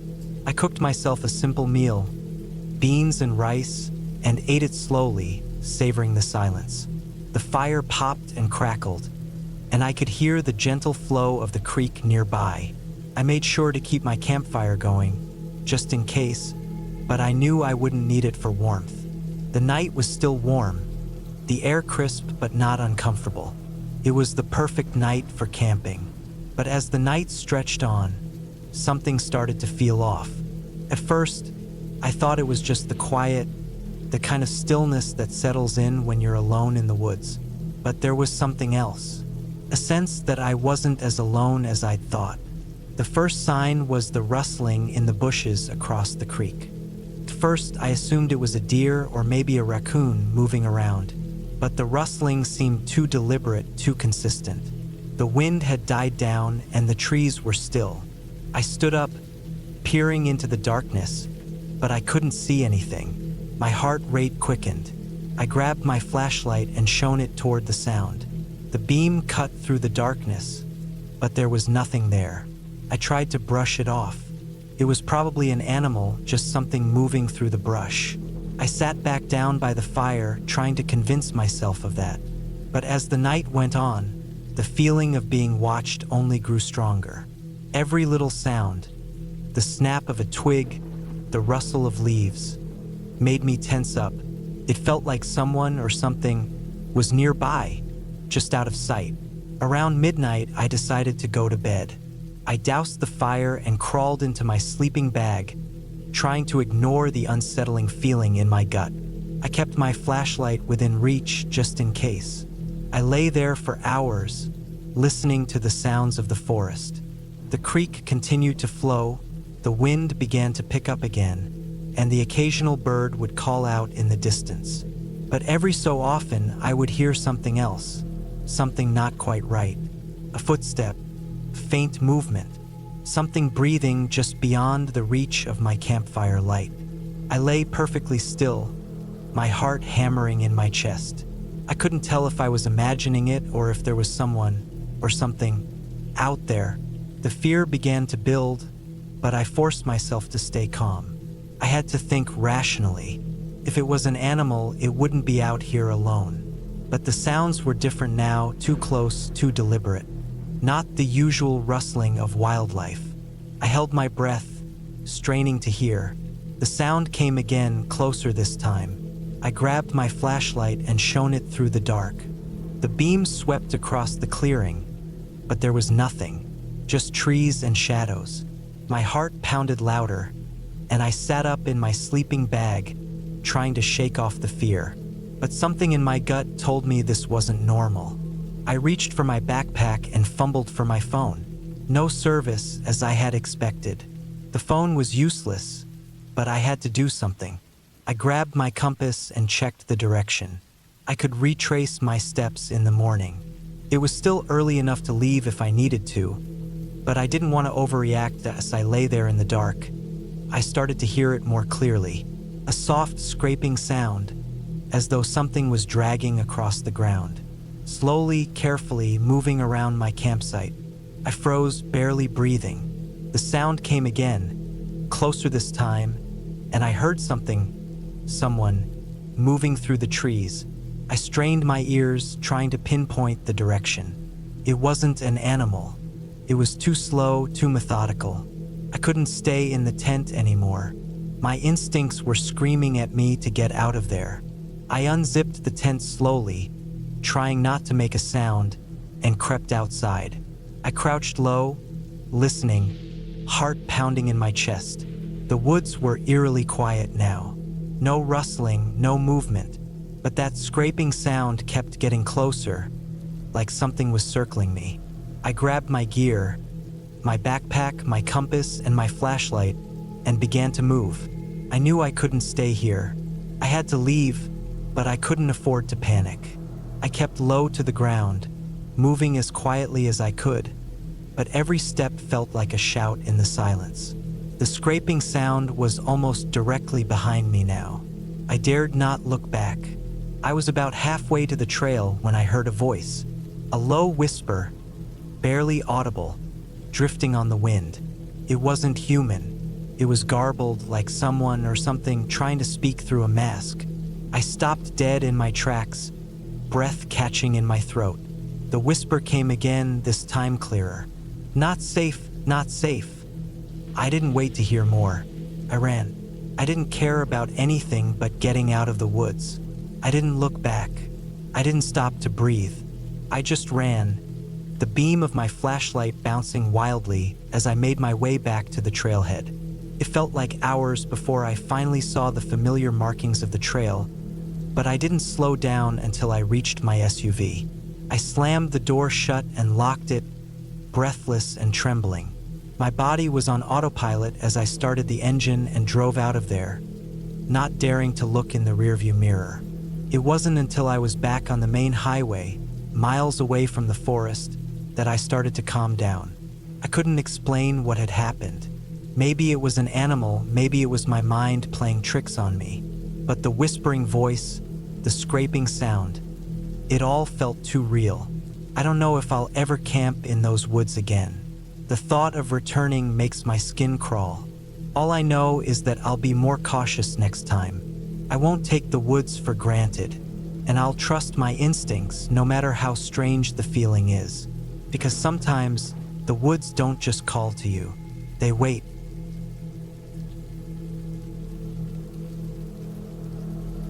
I've always loved the outdoors, the stillness of it all. Growing up, my dad used to take me hiking every other weekend, so the wilderness never felt foreign or intimidating to me. Felt like home. That's why when I decided to spend a long weekend camping by myself in the remote parts of a state forest, I didn't think much of it. Just me, a small tent, and a few basic supplies. What more could I want? The plan was simple. Hike in about 10 miles from the nearest road, set up camp near a small creek I'd marked on my map, and spend a few days soaking in the solitude. I wanted to disconnect completely. No phone, no GPS, just an old-school compass and topographic map. I had enough food for 4 days, a small propane stove, and a good sleeping bag for the cold nights. Everything was packed tight in my 60-liter backpack. The drive out was uneventful. The road turned from asphalt to gravel, then to dirt, and finally faded into an overgrown trailhead marked only by a rusty signpost. I parked my car, locked it up, and slung my pack onto my shoulders. The first stretch of the trail was steep, with dense pines on either side. The only sounds were the crunch of my boots on the dirt and the occasional rustle of a squirrel darting through the underbrush. It was exactly what I'd been craving. About 4 hours in, I reached the creek. It wasn't much, just a narrow ribbon of clear water winding through a small clearing, but it was perfect. The ground nearby was flat and soft, and the trees provided just enough shade. I set up my tent, unrolled my sleeping bag, and spent the rest of the afternoon gathering firewood and exploring the area. The creek had small fish darting in the shallows, and I even spotted a few deer tracks in the mud. Everything felt peaceful. That first night was uneventful. I cooked a simple meal of instant rice and canned beans, watched the sun dip below the treetops, and climbed into my tent as the temperature dropped. The silence was almost overwhelming, but in a comforting way. I fell asleep quickly, lulled by the distant sound of the creek. The next day, I decided to hike further up the creek. I wanted to see if I could find the source, maybe a spring or a small pond. The map didn't show much detail, just a faint line where the creek started. I packed a small day bag with water, snacks, and a knife, leaving most of my gear back at camp. The hike was slow going. The further I went, the rougher the terrain became. The creek wound through dense thickets and over rocky outcrops. I had to climb over fallen logs and wade through shallow pools. But it was worth it. About 2 miles in, I stumbled upon a small waterfall, maybe 10 feet high, cascading into a crystal clear pool. It was stunning. I spent some time there taking it all in. I even filled my water bottle from the pool, letting the cold water wash over my hands. It felt untouched, like I was the first person to ever find it. After a while, I decided to head back to camp. The sun was already dipping lower in the sky, and I didn't want to risk getting caught out here after dark. That's when I first noticed it, a faint, uneasy feeling. At first, I thought it was just my imagination. I'd been alone for over 24 hours now, and the isolation was probably playing tricks on me. But as I made my way back down the creek, I couldn't shake the sensation that I was being watched. Every rustle of leaves, every snap of a twig, made me stop and look around. But there was nothing, just the forest, still and quiet. By the time I got back to camp, the sun was almost gone. I built up the fire and sat close to it, listening to the night. The uneasiness hadn't left me. I kept glancing over my shoulder, scanning the dark trees for movement, but there was nothing. After a while, I convinced myself I was being paranoid. It's easy to let your mind wander when you're alone in the woods. I ate a quick dinner and crawled into my tent, leaving the fire burning low outside. That night, I woke up to a sound. At first, I couldn't place it. It was faint, almost drowned out by the rustling leaves and the creek. But it was there, a steady, deliberate crunching sound, like footsteps on dry leaves. My heart started pounding. I lay there, completely still, straining to hear. The sound came again, closer this time. My mind raced. Could be an animal, I told myself. A deer or maybe a raccoon. But deep down, I knew it wasn't. The steps were too heavy, too purposeful. I reached for my knife, gripping it tightly in my hand. My other hand went to the zipper of my tent, but I didn't open it. I just listened. The footsteps circled my camp, slow and deliberate. They stopped for a moment, then started again, moving closer to the tent. My breathing was shallow, and I could feel my pulse pounding in my ears. Whoever or whatever was out there, they were taking their time. After what felt like an eternity, the footsteps moved away. I waited, listening intently. The forest was silent again. I didn't sleep the rest of the night. I just sat there, clutching my knife and staring at the tent's thin walls, waiting for the first light of dawn. When morning came, I stepped out of the tent cautiously, knife in hand. The fire had burned out, but everything else seemed untouched. No signs of an animal raid, no tracks around the tent.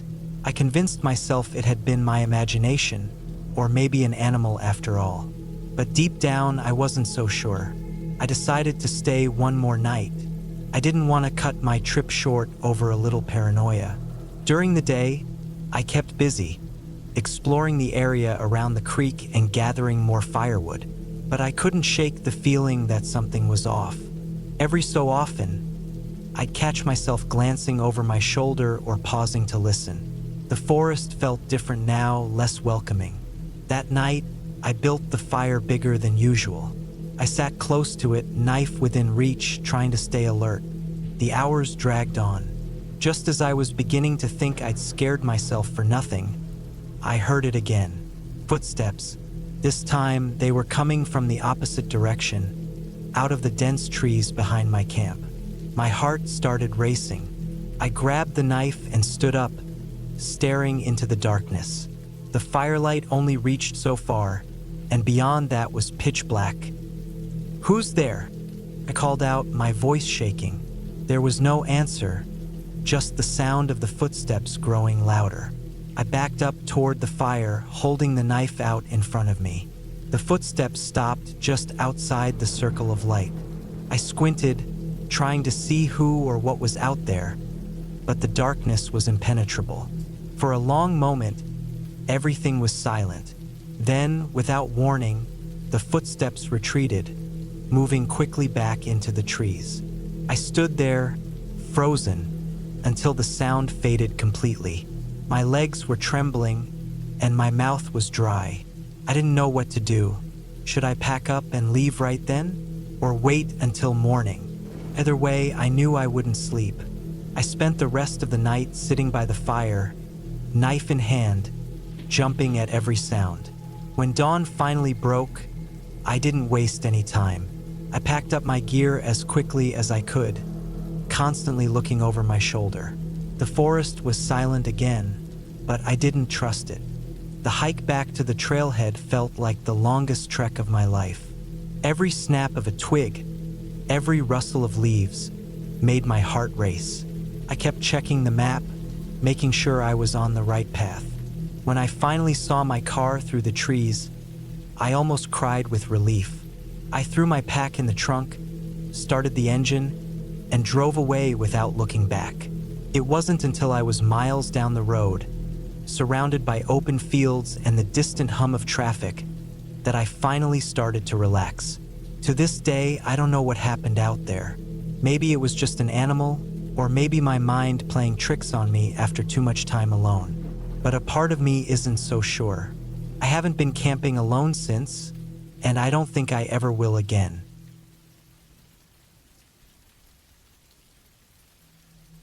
The sun was sinking low when I finally found the campsite. The light was fading fast, casting long shadows across the uneven terrain. It wasn't an official site, just a clearing I'd marked on my map during one of my solo hikes months ago. The place seemed perfect for a weekend away from everything. Remote, quiet, and surrounded by towering pines. I dropped my heavy pack to the ground and exhaled deeply, feeling the tension ease from my shoulders. This was what I needed. A break from the grind and some time to clear my head. Setting up camp became my immediate priority. The clearing was flat and dry, with plenty of room for my small tent. I pitched it quickly, the well-practiced motions coming back like muscle memory. My gear was reliable and I trusted it. A sturdy tent, a warm sleeping bag, and a camp stove that had never let me down. Once the tent was up, I gathered some stones to form a fire pit and arranged a pile of dry wood I'd collected along the trail. As the sun dipped below the horizon, I lit the fire, the flames crackling to life in the still evening air. The warmth felt good against the growing chill. I sat close to it, heating up a simple meal of dehydrated chili and rice. The smell was comforting, familiar. Alone in the wilderness, every sense seemed heightened. The night air smelled of pine and earth. The distant sound of a stream reached my ears, blending with the occasional rustle of wind through the trees. By the time I finished eating, the forest was fully dark. The stars above were dazzling, their light unobstructed by city pollution. I leaned back against a fallen log, watching them, letting the fire's warmth seep into my skin. There was something peaceful about this solitude, a reminder of how small I was in the grand scheme of things. But as the fire burned lower, the peace gave way to unease. I wasn't sure what caused it. Maybe it was the way the wind seemed to whisper through the trees, or how the shadows beyond the firelight seemed to shift when I wasn't looking directly at them. It wasn't fear, not yet, but a kind of alertness. I'd been camping alone enough to know that these feelings weren't unusual. The wilderness was vast and indifferent. It didn't care about me, but it also wasn't out to get me. Still, I decided to call it a night. I doused the fire thoroughly, stirring the ashes with a stick to ensure every ember was out. Then I climbed into my tent, zipping it up tightly. Inside, it was cozy, the smell of synthetic fabric mixed with the faint scent of pine. I burrowed into my sleeping bag, listening to the faint sounds of the forest. An owl hooting in the distance, the occasional snap of a twig. It didn't take long for sleep to claim me. I woke abruptly in the middle of the night. At first, I wasn't sure why. The forest was silent, save for the soft rustling of leaves in the wind. My heart was pounding, though I couldn't pinpoint what had startled me.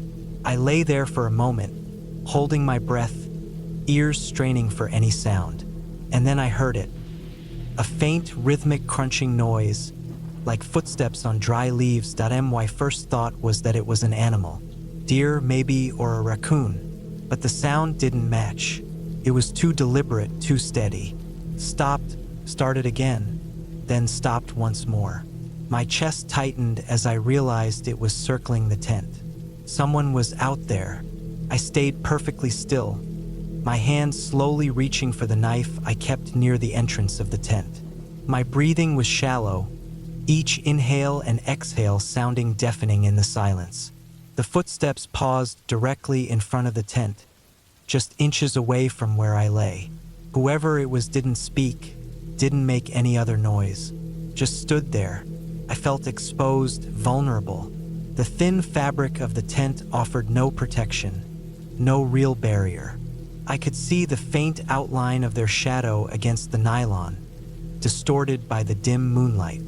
I gripped the knife tightly, ready to defend myself if they tried to come inside.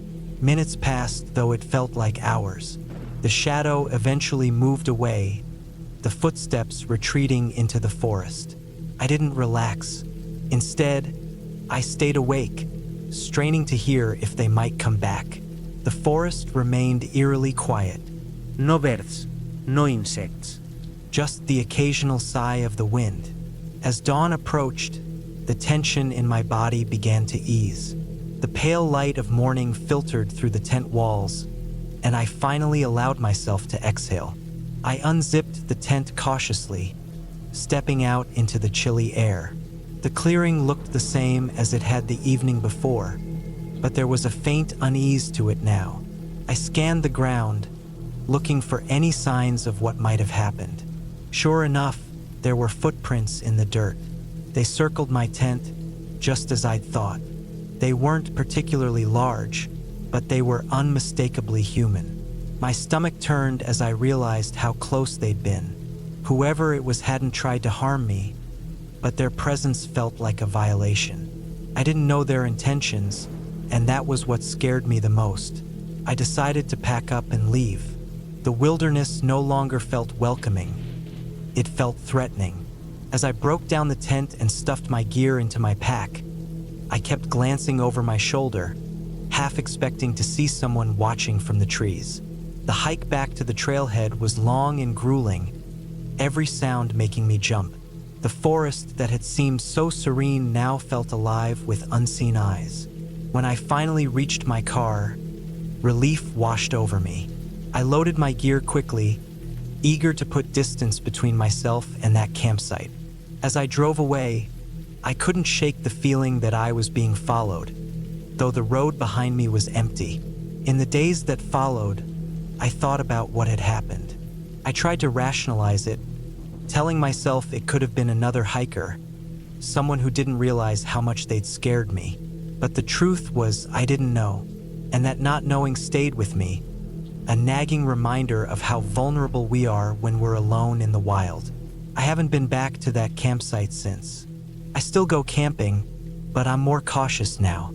I choose sites closer to established trails, where other people are likely to be nearby. And I always keep my guard up, knowing that the wilderness is beautiful, but it's not always kind. It's a lesson I'll never forget.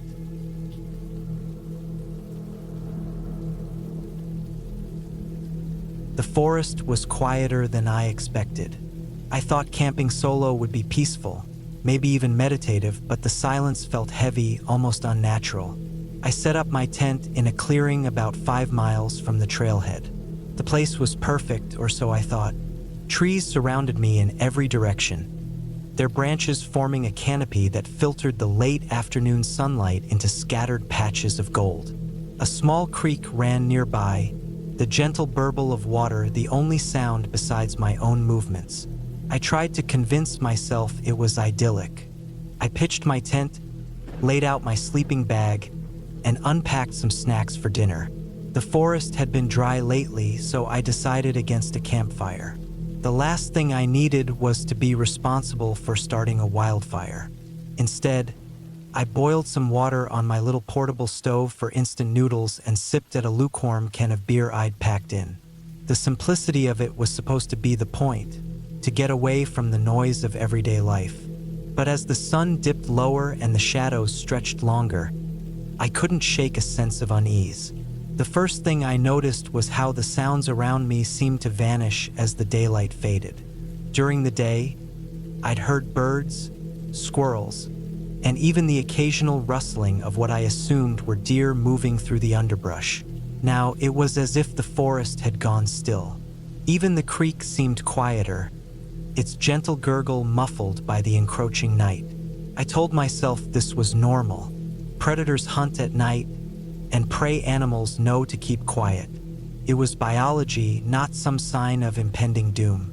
Still, I couldn't shake the feeling that I wasn't alone. It wasn't just the silence. It was the way the hairs on the back of my neck stood up, the way my skin prickled like I was being watched. I scanned the trees, but the shadows were thick now, and my flashlight only pierced so far into the darkness. "Get it together?" I muttered under my breath, more to break the silence than anything else. I crawled into my tent around 9 p.m., though it felt much later. Without the hum of electronics or the glow of city lights, time seemed to stretch. I read for a while by the light of my headlamp, but the words on the page didn't hold my attention. I kept glancing toward the tent's zipper door, listening for sounds that weren't there. Eventually, I turned off the light and lay back, staring up at the tent's nylon ceiling. Sleep didn't come easily. At some point in the night, I woke up. I wasn't sure what had pulled me from sleep, but my heart was racing, and I was immediately alert. For a moment, I stayed completely still, ears straining for any sound. The forest was still quiet, but there was something else. A faint crunching noise, like someone stepping on dry leaves. It was intermittent, faint enough that I couldn't pinpoint the direction. I told myself it was probably an animal, maybe a raccoon or a fox, but the sound didn't move away. It stayed in the same general area, close enough that I couldn't ignore it. I reached for the knife I'd brought with me. It wasn't much, just a small camping blade, but holding it made me feel slightly less vulnerable. My other hand found my flashlight. I debated for what felt like an eternity, heart pounding, before unzipping the tent just enough to peek out. The beam of my flashlight cut through the darkness, illuminating a small section of the clearing. Trees, bushes, nothing else. The sound had stopped. I stayed like that for several minutes, scanning the area, but there was nothing. Eventually, I zipped the tent back up and tried to convince myself I was being paranoid. The next morning, I found tracks near my campsite. They were human, barefoot, no less, and they circled my tent. My stomach dropped when I saw them. They weren't there when I set up camp the day before. I was sure of it. Someone had been here during the night, close enough to touch my tent if they'd wanted to. I felt exposed, vulnerable in a way I'd never experienced before. I considered packing up and heading back to the trailhead, but it was early, and part of me didn't want to overreact. Maybe it was a prank, I thought, some other hiker messing around. Still, I couldn't shake the unease. I decided to move my campsite. I packed up everything and hiked another mile or two down the trail before finding another clearing. This one was less picturesque, but it felt more secluded. I spent the day trying to distract myself. I explored a bit, took some photos, and even tried fishing in the creek. By evening, I'd almost convinced myself the tracks were nothing to worry about. Almost. That night, the feeling returned. The sense of being watched. The silence. Around midnight, I heard the crunching again. This time, it was louder, closer. I stayed in the tent, clutching my knife, my flashlight turned off to avoid drawing attention. The footsteps circled my tent, slow and deliberate. My heart was pounding so hard I thought whoever it was might hear it. I wanted to scream, to tell them to go away, but fear kept me frozen. Then, just as suddenly as it started, the sound stopped. I waited, holding my breath, for what felt like hours before I dared to move. When dawn finally broke, I unzipped the tent and stepped outside. The tracks were there again, circling my tent in the soft dirt. I scanned the area but saw no one. I couldn't stay another night. I packed up as quickly as I could and started back toward the trailhead. The hike out felt longer than the hike in. Every rustle of leaves, every snap of a twig, set my nerves on edge. I couldn't shake the feeling that I was being followed. When I finally reached my car, I practically threw my gear into the trunk and locked the doors. Relief washed over me as I started the engine and pulled out onto the gravel road. I told myself I'd never camp alone again, but as I drove away, I couldn't help glancing in the rearview mirror, half expecting to see someone standing at the edge of the trees, watching me leave. Back at home, I tried to make sense of what happened. Maybe it was just another hiker, though the lack of shoes didn't make sense. Maybe it was someone messing with me, but the deliberate way the tracks circled my tent, the way the sounds stopped whenever I tried to investigate, it didn't feel like a joke. To this day, I don't know who or what was out there, but I know one thing for sure. I'll never forget the way it felt to be hunted, to feel completely at someone else's mercy. Camping alone had seemed like a good idea at the time. Now I'm not so sure.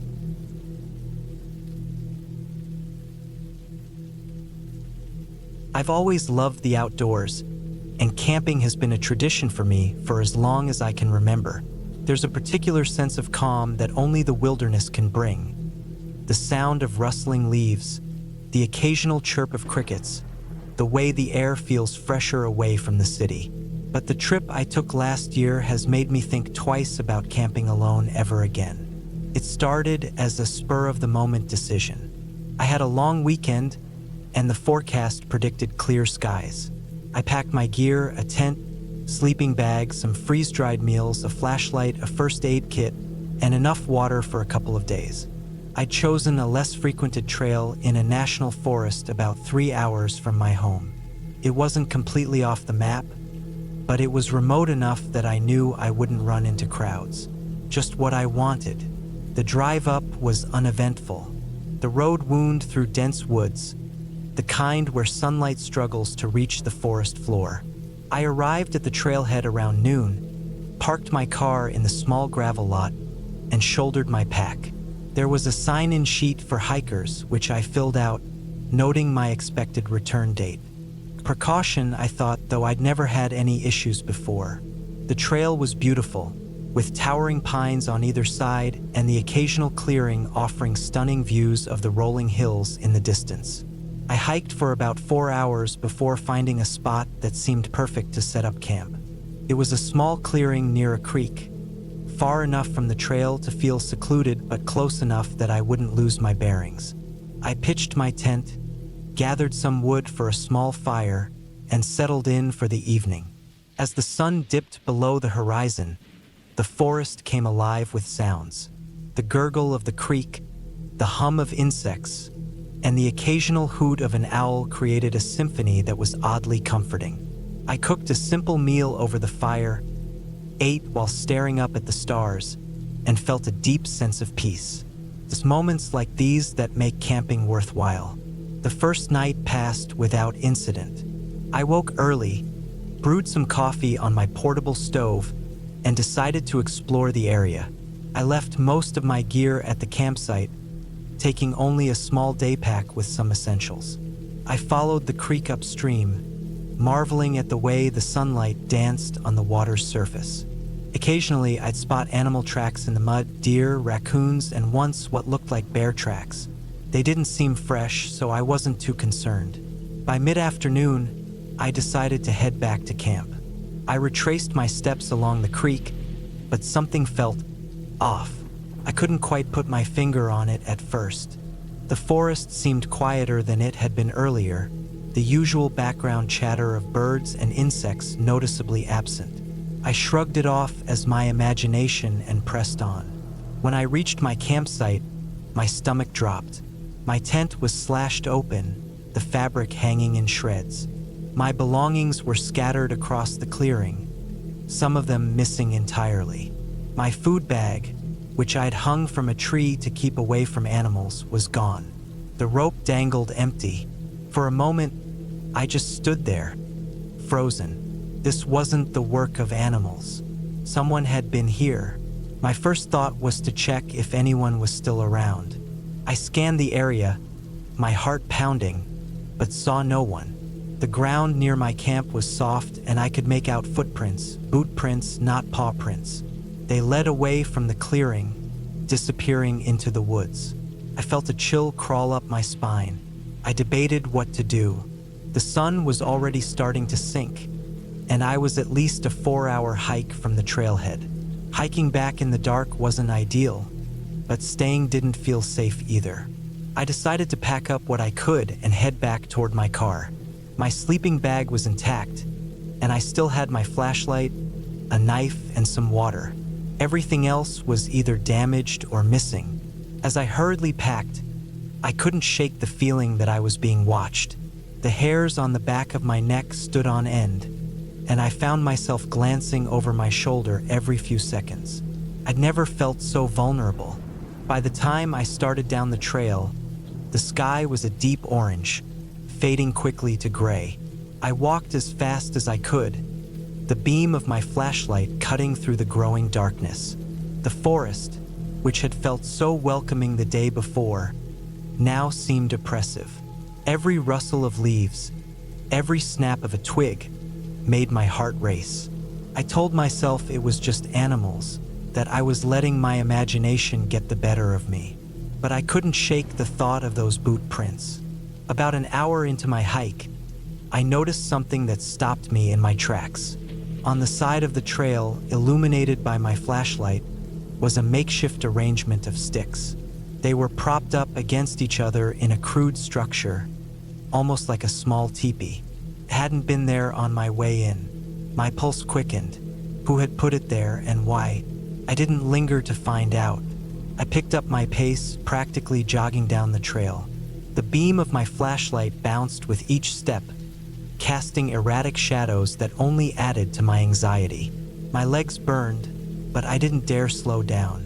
Then I heard it, a sound that sent a jolt of pure terror through me. Footsteps, not the random crunch of animals moving through the underbrush, but deliberate, measured steps. They were behind me, faint but unmistakable. I stopped, holding my breath, and the footsteps stopped too. My heart was pounding so loudly I thought it might drown out everything else. I spun around, shining my flashlight into the trees. The beam illuminated trunks and branches, but no sign of anyone. "Hello!" I called out, my voice shaking. Silence. The forest seemed to hold its breath, waiting. I turned back and started walking again, faster this time. The footsteps resumed, keeping pace with me. Whoever it was, they were staying just out of sight. Panic set in and I broke into a run. My pack jostled against my back, and my flashlight wobbled in my hand, but I didn't care. I just needed to get out of there. The trail seemed endless, each turn revealing nothing but more darkness. My breaths came in ragged gasps, and my legs felt like they might give out. The footsteps behind me grew louder, closer. I didn't dare look back. I'd read somewhere that predators, human or otherwise, can sense fear. Well, they wouldn't have to sense it in me. It was radiating off me like a beacon. Finally, I saw it. The faint glimmer of moonlight reflecting off the metal of my car. I burst into the clearing, fumbling with my keys as I sprinted to the driver's side. My hands were shaking so badly it took 3 tries to unlock the door. I threw my pack into the passenger seat, jumped in, and locked the doors. For a moment, I just sat there, gripping the steering wheel, trying to catch my breath. The forest was silent again, as if nothing had happened. I half expected someone to step out of the trees, but no one did. After a few minutes, I started the car and drove away, not daring to look in the rearview mirror. I didn't stop until I reached a gas station miles away. Under the harsh fluorescent lights, I finally felt safe enough to let my guard down. I checked my phone, which I'd left in the car during the hike, and saw that I had no service. It wasn't until I was back home the next morning that I reported the incident to the park rangers. They took my statement and said they'd investigate, but I never heard back. Part of me wonders if I imagined the whole thing, but I know what I felt out there. Since then, I've stuck to more populated trails and always bring a friend along. The wilderness still calls to me, but the thought of being truly alone out there, it's not the same anymore. Something or someone took that peace from me, and I don't think I'll ever get it back.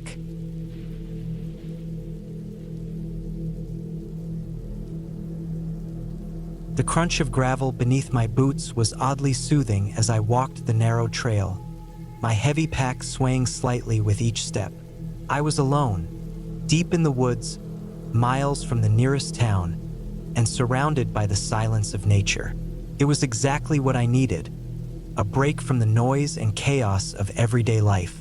Work had been relentless, and my personal life wasn't much better. This trip was supposed to be my reset button. Just me, my tent, and the forest for the next 3 days. The trail twisted and turned through dense thickets of pine and birch, their branches swaying gently in the breeze.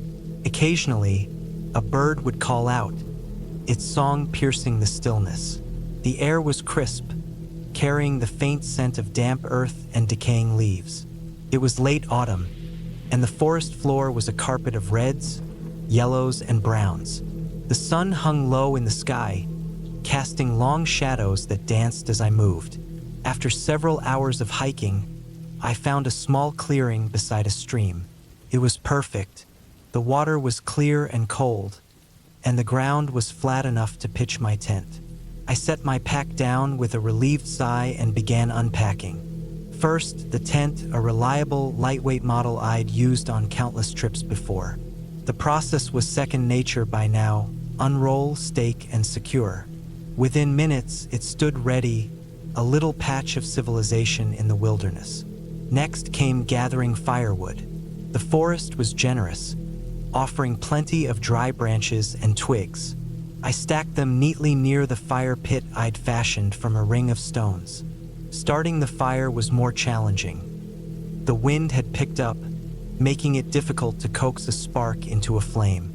But after some persistence, the kindling caught, and soon a small fire crackled cheerfully, its warmth chasing away the growing chill. Dinner was simple. A can of chili heated over the fire, paired with some crusty bread I'd packed. I ate slowly, savoring each bite as I listened to the babble of the stream and the occasional rustle of leaves. The light faded quickly, and soon the forest was cloaked in darkness. The fire cast flickering shadows that seemed to stretch and twist among the trees. I wasn't scared, but I couldn't deny the primal unease that came with being alone in the dark. By the time I crawled into my sleeping bag, exhaustion had set in. The hike, the fresh air, and the sheer quiet had all conspired to make my eyelids heavy.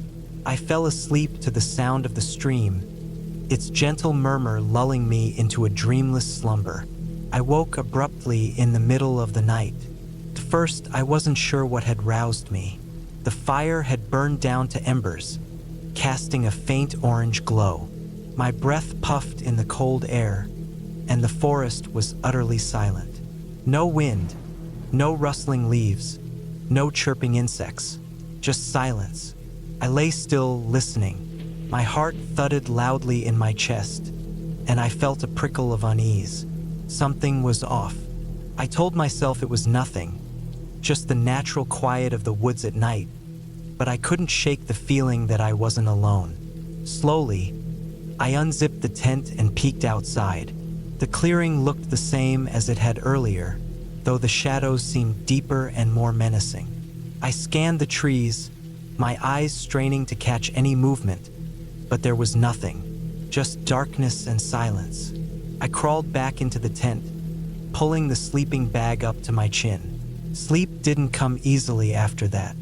I lay awake for what felt like hours, every small sound, real or imagined, keeping me on edge. Eventually, fatigue won out and I drifted off. The next morning, the unease lingered, though I tried to shake it off. The sun was shining, and the forest looked far less intimidating in the daylight. I made myself a strong cup of instant coffee and some oatmeal, the warmth helping to steady my nerves. After packing a day pack with essentials, I decided to explore the area. Hiking always calmed me, and I hoped it would help me forget the odd feeling from the night before. The trail I chose was narrow and overgrown, winding through dense underbrush. As I walked, I noticed subtle signs that the forest was waking up. The chatter of squirrels, the distant call of a woodpecker, the rustle of leaves as a deer bolted at my approach. The sun filtered through the trees, creating patches of light that danced on the ground. For a while, I felt at peace. That changed when I stumbled upon something I couldn't explain. It was a tree, its trunk deeply scarred with parallel grooves that looked too deliberate to be natural. The marks were jagged and uneven, as though made by a tool or a claw. I knelt to examine them, running my fingers over the rough edges. The bark around the grooves was fresh, the wood beneath pale and exposed. Whatever had done this, it had been recent. A chill ran down my spine. I glanced around, suddenly hyper-aware of my surroundings. The forest seemed quieter again, the sounds of wildlife strangely absent. I told myself it was nothing, maybe a bear or some other animal, but the rational explanation didn't make me feel any better. I decided to head back to camp. The hike back felt longer than it should have. Every snap of a twig, every rustle of leaves had me on edge. By the time I reached the clearing, my nerves were frayed. I busied myself with chores to distract from the growing unease. I gathered more firewood, boiled water for tea, and double-checked my gear. Still, the feeling of being watched lingered. That night, the wind picked up, howling through the trees and making the tent flap noisily. The fire struggled against the gusts, casting erratic shadows that seemed to leap and twist. I stayed up late, staring into the flames and clutching my flashlight like a talisman. Sleep felt impossible, but eventually, I crawled into my sleeping bag, too tired to stay awake any longer. I woke to the sound of footsteps. They were faint but unmistakable, crunching softly on the leaves outside the tent. My heart raced as I strained to hear more. The steps paused, then resumed, circling the tent slowly. I reached for the flashlight and clicked it on, the beam cutting through the darkness. "Who's there?" I wanted to call out, but my throat felt tight. The words stuck. The footsteps stopped. The silence was deafening. Summoning every ounce of courage, I unzipped the tent and shone the light outside. The clearing was empty. The fire had died completely, leaving only a faint glow from the embers. I stepped out, the cold biting through my clothes. My breath fogged in the air as I scanned the perimeter, the flashlight beam sweeping over the trees. Nothing. No signs of anyone or anything. But then I saw them. Footprints in the dirt, just a few feet from the tent. They were human, bare, and larger than mine. The prints led away from the clearing, disappearing into the woods. My stomach churned. Someone had been here, watching me. I spent the rest of the night wide awake, sitting by the relit fire with my knife in hand. Every sound set my nerves on edge, and the darkness seemed to press in from all sides. When dawn finally broke, I felt an overwhelming sense of relief. The first light of day chased away some of the fear, but I knew I couldn't stay. I packed up camp in record time, my movements hurried and clumsy. I needed to get out of there. The hike back to the trailhead was grueling. Every step felt like a struggle, my pack heavier than I remembered. I kept looking over my shoulder, expecting to see someone following me, but the trail remained empty. The woods were silent again, the only sounds my labored breathing and the crunch of leaves underfoot. When I finally reached my car, I tossed my pack into the back seat and climbed in, locking the doors immediately. My hands were shaking as I started the engine, the roar of the motor breaking the oppressive silence. I drove away without looking back, the tension in my chest easing only when the forest was far behind me. In the days that followed, I couldn't shake the feeling of unease. The memory of those footsteps, those bare prints in the dirt, haunted me.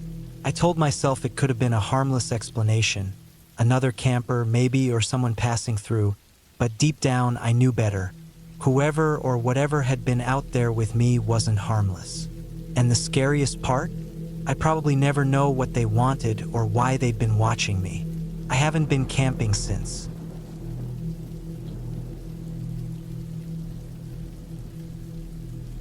The air smelled crisp and slightly earthy, the way it always does deep in the woods. I was miles away from the nearest road, and that was exactly what I wanted: isolation. I had planned this trip for months. No cell service, no traffic noise, just me, my gear, and nature. I arrived at the trailhead early in the morning. My backpack was heavier than I'd like, but I'd packed carefully. Tent, sleeping bag, a small stove, enough food for 3 days, water filtration gear, and a first aid kit. The essentials. It was a 2-day hike to the spot I'd picked out, a secluded patch near a small, unnamed lake. The first day was uneventful. The trail twisted and climbed through dense forest, the canopy overhead blocking out most of the sunlight. Occasionally, I'd stop to catch my breath or take a sip of water. The only sounds were my boots crunching on the dirt path and the occasional bird call. Felt good to be out there, away from everything. By late afternoon, I reached a clearing with just enough room to pitch my tent. I set up camp quickly, collected some firewood, and had a simple dinner of instant noodles and a protein bar. As the sun dipped below the horizon, the forest around me came alive with the sounds of nocturnal creatures. I sat by the fire for a while, staring into the flames, until the chill drove me into my tent. The second day was more challenging. The trail became steeper and less defined, and I had to rely on my map and compass to stay on course. By midday, I was drenched in sweat and my legs ached, but I was making progress. The thought of reaching the lake kept me going. Around mid-afternoon, I noticed the forest seemed different, quieter. The usual background hum of insects and birds was gone. I told myself it was probably just my imagination, or maybe I was so focused on the hike that I hadn't noticed the sounds fading. Still, I couldn't shake the feeling that something was off. By the time I reached the lake, the sun was low in the sky. The water was calm and dark, reflecting the trees that lined its edge. It was beautiful, but there was something unsettling about the stillness. I set up my tent a few yards from the shore and tried to ignore the unease that had settled in my chest. After dinner, I sat by the water, hoping the peaceful setting would calm my nerves. Didn't. The forest felt too quiet, too still. I tried to convince myself that I was just spooking myself, but the feeling wouldn't go away. Eventually, I crawled into my tent and zipped it up tight. I woke up sometime in the middle of the night. At first, I wasn't sure what had woken me. Then I heard it, a faint rustling outside the tent. My heart started pounding. I told myself it was probably just an animal, a raccoon maybe, or a deer, but the rustling didn't sound random. It was slow, deliberate, like someone or something was moving around the campsite. I lay there, frozen, listening. The sound moved closer, then stopped. I held my breath, straining to hear anything. Minutes passed. Finally, I mustered the courage to unzip the tent just a tiny bit and peek out. The moonlight illuminated the clearing, but I didn't see anything unusual. I spent the rest of the night wide awake, clutching my knife and flashlight, jumping at every little sound. By the time dawn broke, I was exhausted but relieved to see the sun. I packed up quickly, eager to leave the lake behind. The hike back started off uneventfully. I kept telling myself I'd overreacted, that the noises had just been an animal. But as the day went on, that uneasy feeling returned. Every so often, I thought I heard something behind me, a twig snapping, leaves rustling. Whenever I stopped to look, the forest was empty. By late afternoon, I was almost running. The trail was harder to follow on the way back, and I had to keep checking my map. The sun was starting to set, and I knew I needed to find a place to camp soon. I stumbled across a small clearing and decided it would have to do. I set up my tent as quickly as I could, barely stopping to eat before crawling inside. I zipped it up tight and lay there, listening. first, there was nothing. Then, just as I was starting to relax, I heard it again, rustling, faint but deliberate. My heart was racing. I gripped my knife and flashlight, ready for, I didn't know what. The sound moved closer, then stopped. I could feel my pulse pounding in my ears. I didn't dare move. Minutes passed, then an hour. Eventually, exhaustion overtook fear, and I drifted off to sleep. I woke up at first light and packed up as quickly as I could. I didn't bother eating. I just wanted to get out of there. The hike back to the trailhead was a blur. I kept glancing over my shoulder, convinced I was being followed. When I finally reached my car, I felt a wave of relief so intense it was almost dizzying. I threw my gear in the back, climbed in, and locked the doors. As I started the engine and pulled away, I glanced in the rearview mirror. The forest loomed behind me, dark and impenetrable. I never figured out what had been out there, and maybe that's for the best. All I know is that I've never gone camping alone again.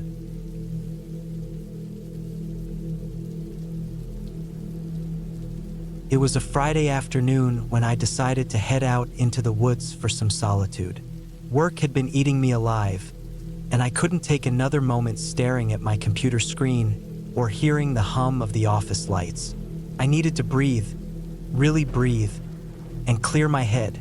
I packed up my gear: a tent, a sleeping bag, a small stove, plenty of water, some food, a flashlight, and my trusty knife. I always liked to be prepared, but I didn't overdo it. This wasn't my first solo camping trip, and I'd been to this area before. A dense stretch of forest about an hour's drive from my home.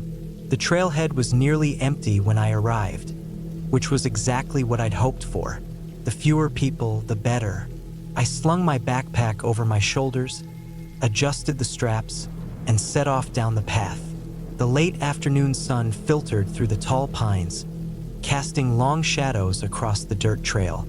The air smelled of pine needles and damp earth, and every step I took seemed to settle the tension in my chest. I hiked for about 2 hours before I found a spot that felt right. It was a small clearing surrounded by trees, with just enough room for my tent. A creek ran nearby, its soft gurgling sound adding to the sense of peace. I set up camp methodically, pitching my tent on a flat patch of ground, gathering some rocks to build a small fire ring, and unpacking my gear. By the time I was done, the sun was dipping low on the horizon, painting the sky in shades of orange and pink. After lighting a small fire, I cooked a simple meal, just some noodles and a can of beans. It wasn't gourmet, but it was warm and filling.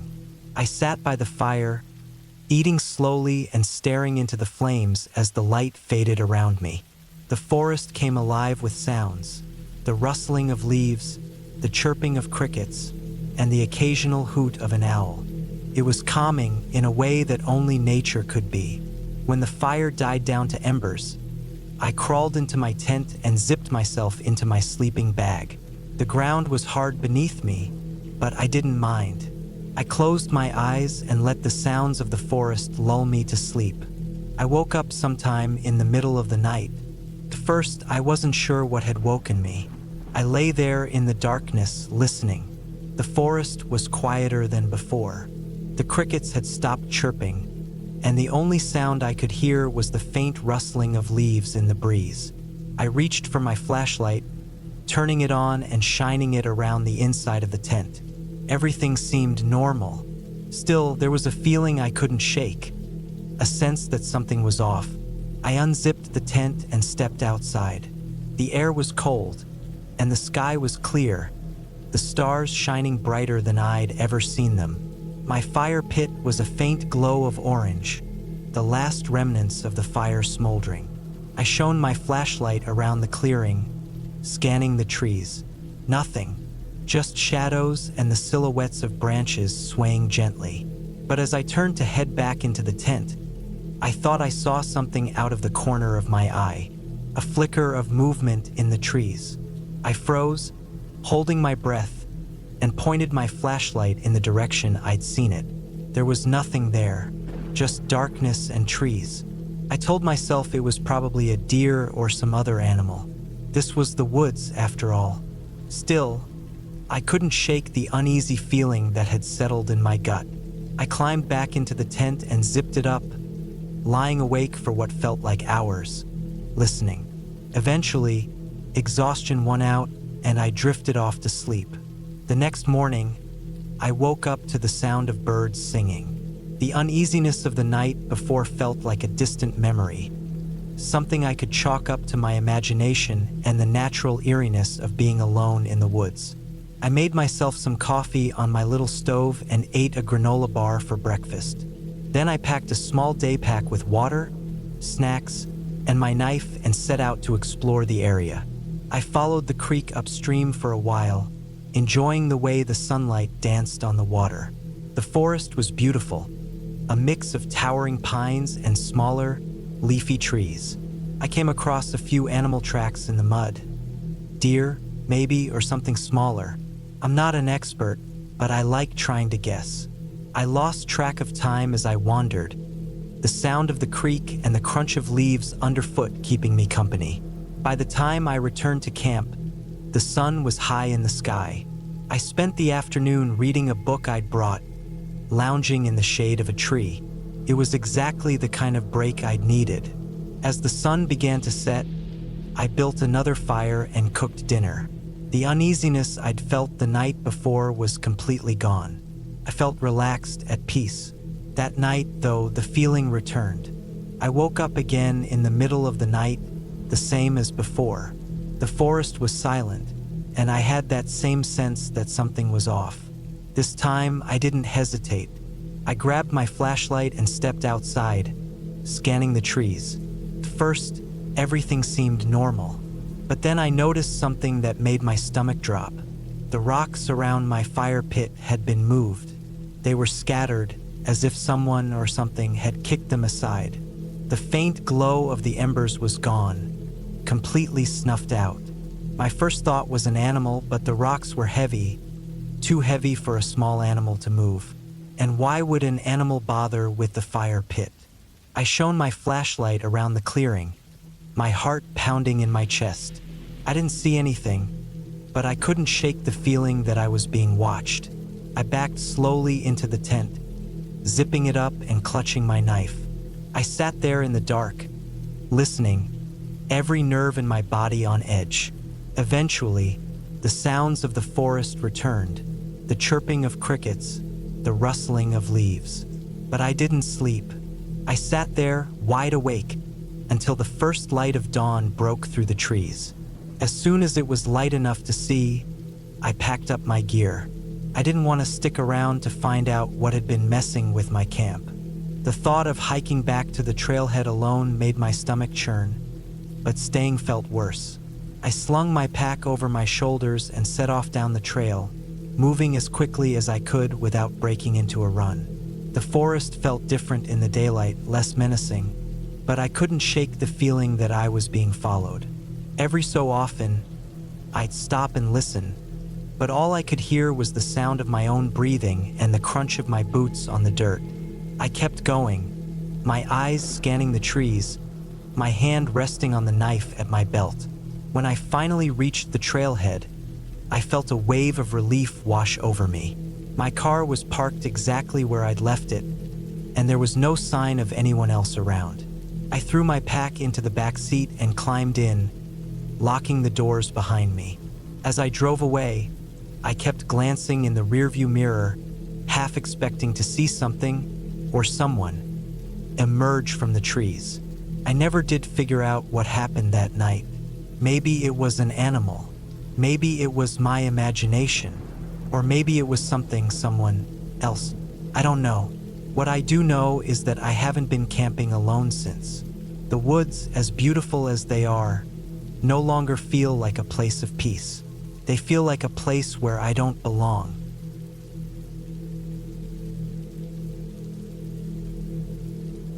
The air was cold, sharper than I expected for late spring.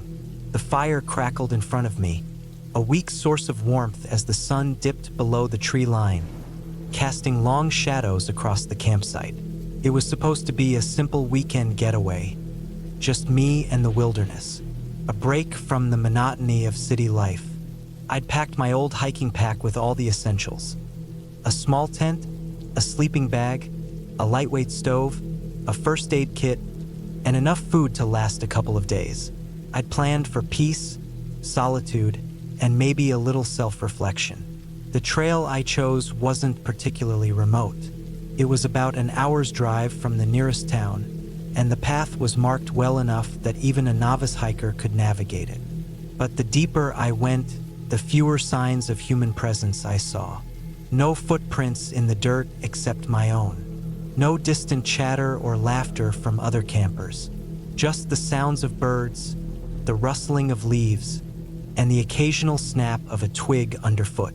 By late afternoon, I'd found what seemed like the perfect spot. A small clearing surrounded by tall pines, with a stream not too far away. I pitched my tent on a patch of flat ground, gathered some dry wood, and set up my little camp.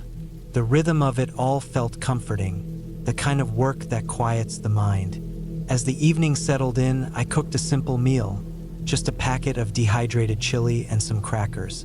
It wasn't gourmet, but it was filling, and the warmth of it spread through my body as I ate.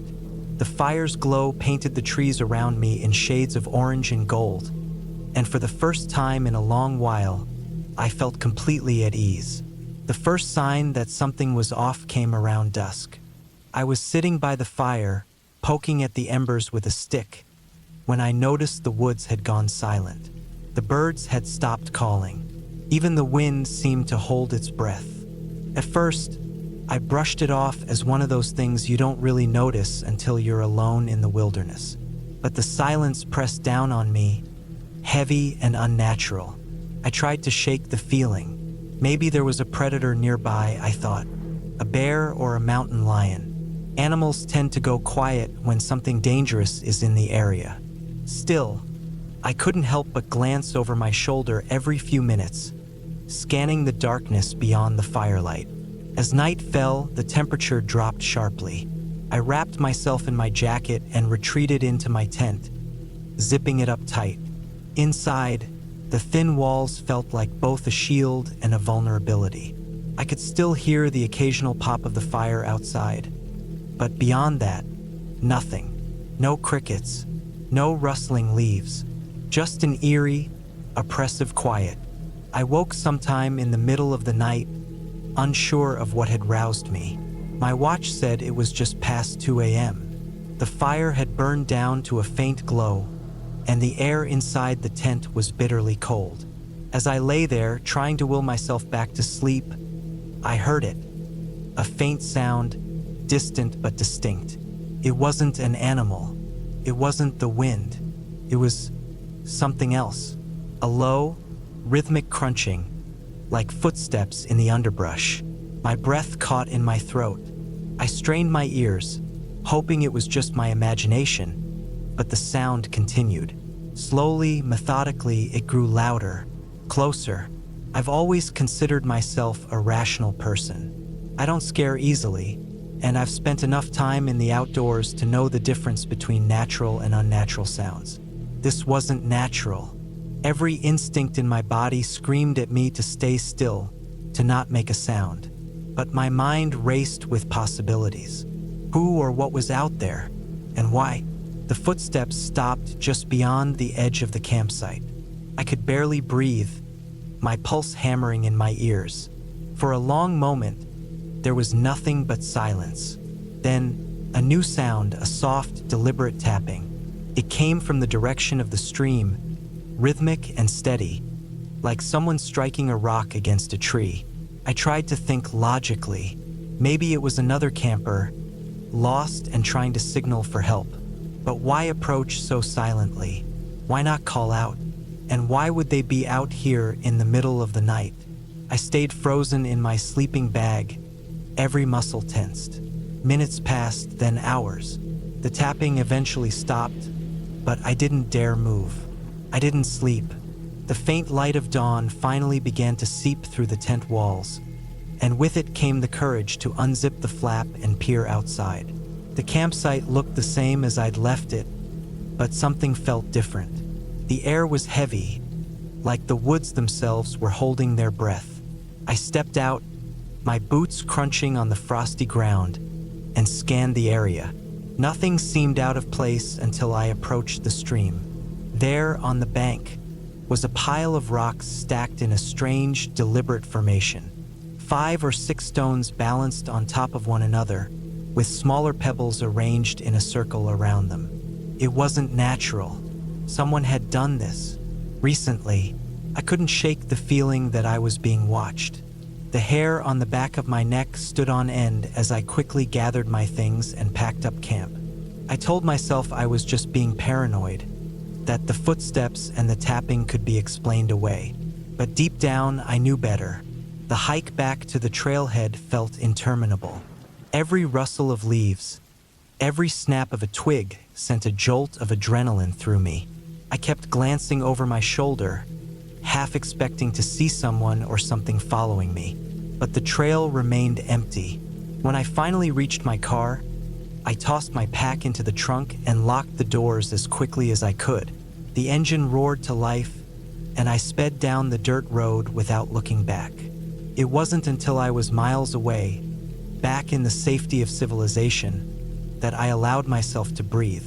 Even now, days later, I can't shake the memory of that night. The sound of footsteps, the tapping, the strange rock formation by the stream. I've tried to rationalize it, to convince myself it was just another camper or some strange coincidence. But the unease lingers, a weight in the back of my mind. I've always loved the wilderness. This is where I've felt most alive, most connected to the world around me. But after that night, I'm not so sure anymore. Something out there reminded me that the woods aren't just a place of beauty and solitude. They're also vast, untamed, and unknowable. And sometimes they're not ours to understand.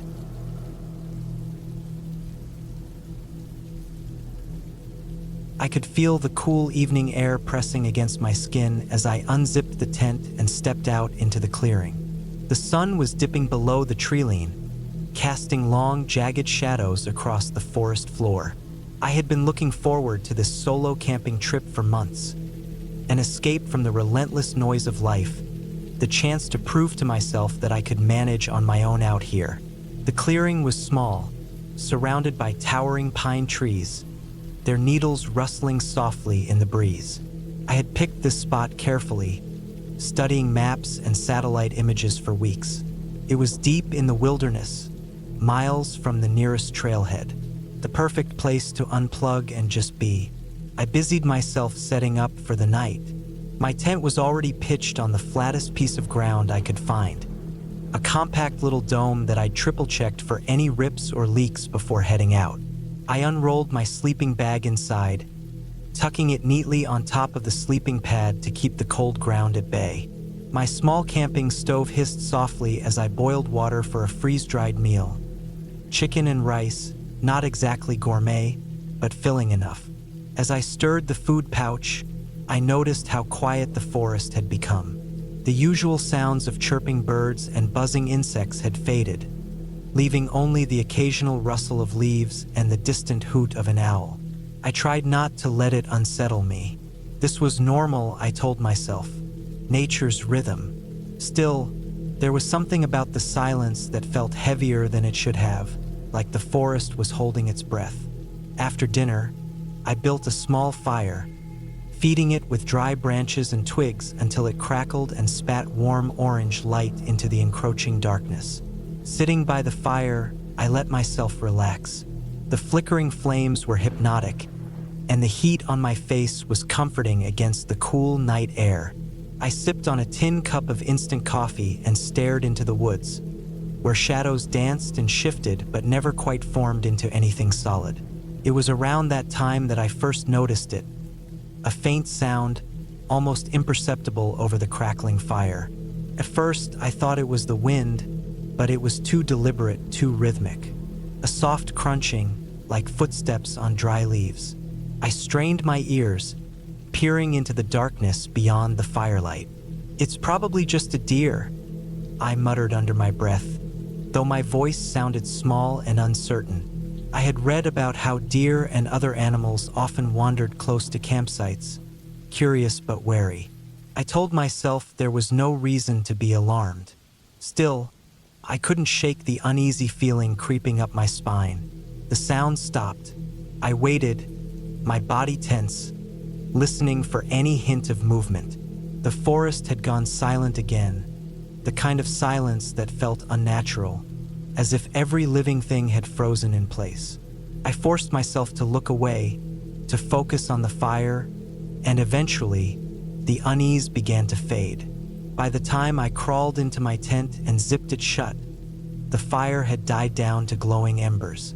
I lay on my back, the thin fabric of the tent the only thing separating me from the vast, dark woods. I could hear the occasional rustle of leaves outside, but nothing out of the ordinary. It took a while, but eventually, I drifted off to sleep. I woke abruptly sometime in the middle of the night. My heart was racing, though I couldn't immediately remember why. The tent was pitch black, save for the faint glow of the moon filtering through the fabric. I held my breath, straining to hear what might have woken me. First, there was nothing, just the faint rustle of the wind in the trees.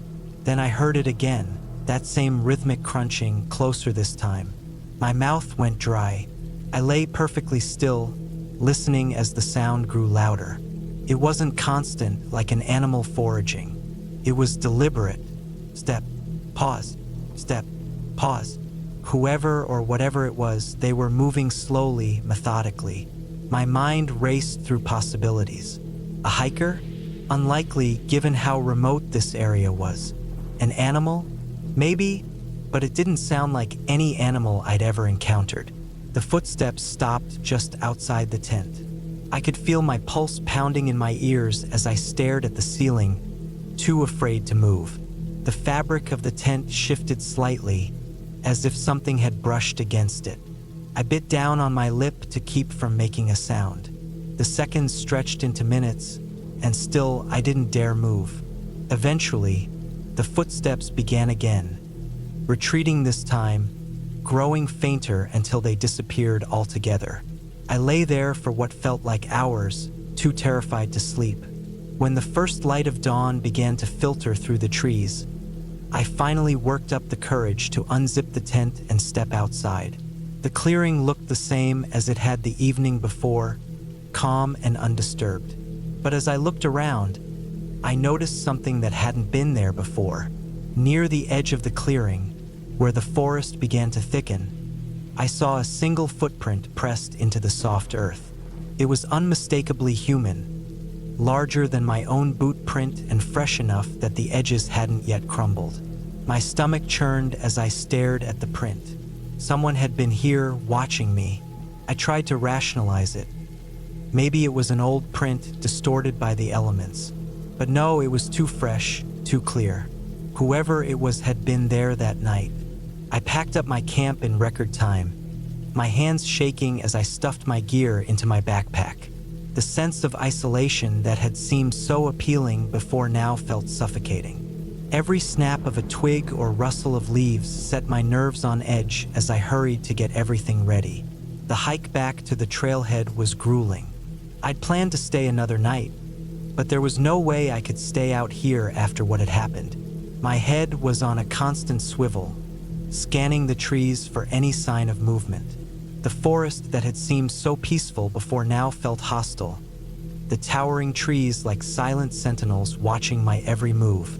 I reached the trailhead by late afternoon, my legs aching and my throat dry from the effort. As I loaded my gear into the car, I took one last look back at the forest. It stood there, silent and unyielding, giving nothing away. I climbed into the driver's seat and locked the doors before starting the engine. As I drove away, I couldn't shake the feeling that I was being watched. Every shadow along the road seemed to shift. Every dark shape just beyond the headlights felt like it could be someone standing there, waiting. By the time I reached the highway, the tension had started to ease. but the unease lingered like a shadow at the back of my mind. That night, I slept in my own bed, the familiar sounds of the city lulling me into a restless sleep.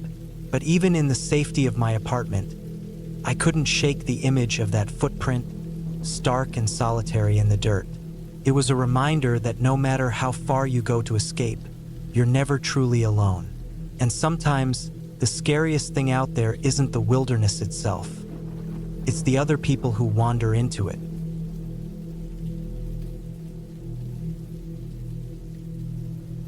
I never thought a simple camping trip could turn into something so terrifying. It started off as a plan to escape the monotony of my routine. A weekend in the woods to clear my head and enjoy some solitude. I had found a spot online, a remote area near a lake, surrounded by tall pines and a scattering of old trails. It was perfect, or so I thought. I packed everything meticulously. My tent, sleeping bag, a small stove, canned food, plenty of water, and my trusty headlamp. I even threw in a paperback book to read by the fire. I wanted this trip to be as relaxing as possible. Early Saturday morning, I loaded everything into my car and drove 3 hours to reach the trailhead. The drive was uneventful, just long stretches of highway that eventually gave way to winding forest roads. When I arrived, the parking area was completely empty. It wasn't surprising considering how out of the way this place was.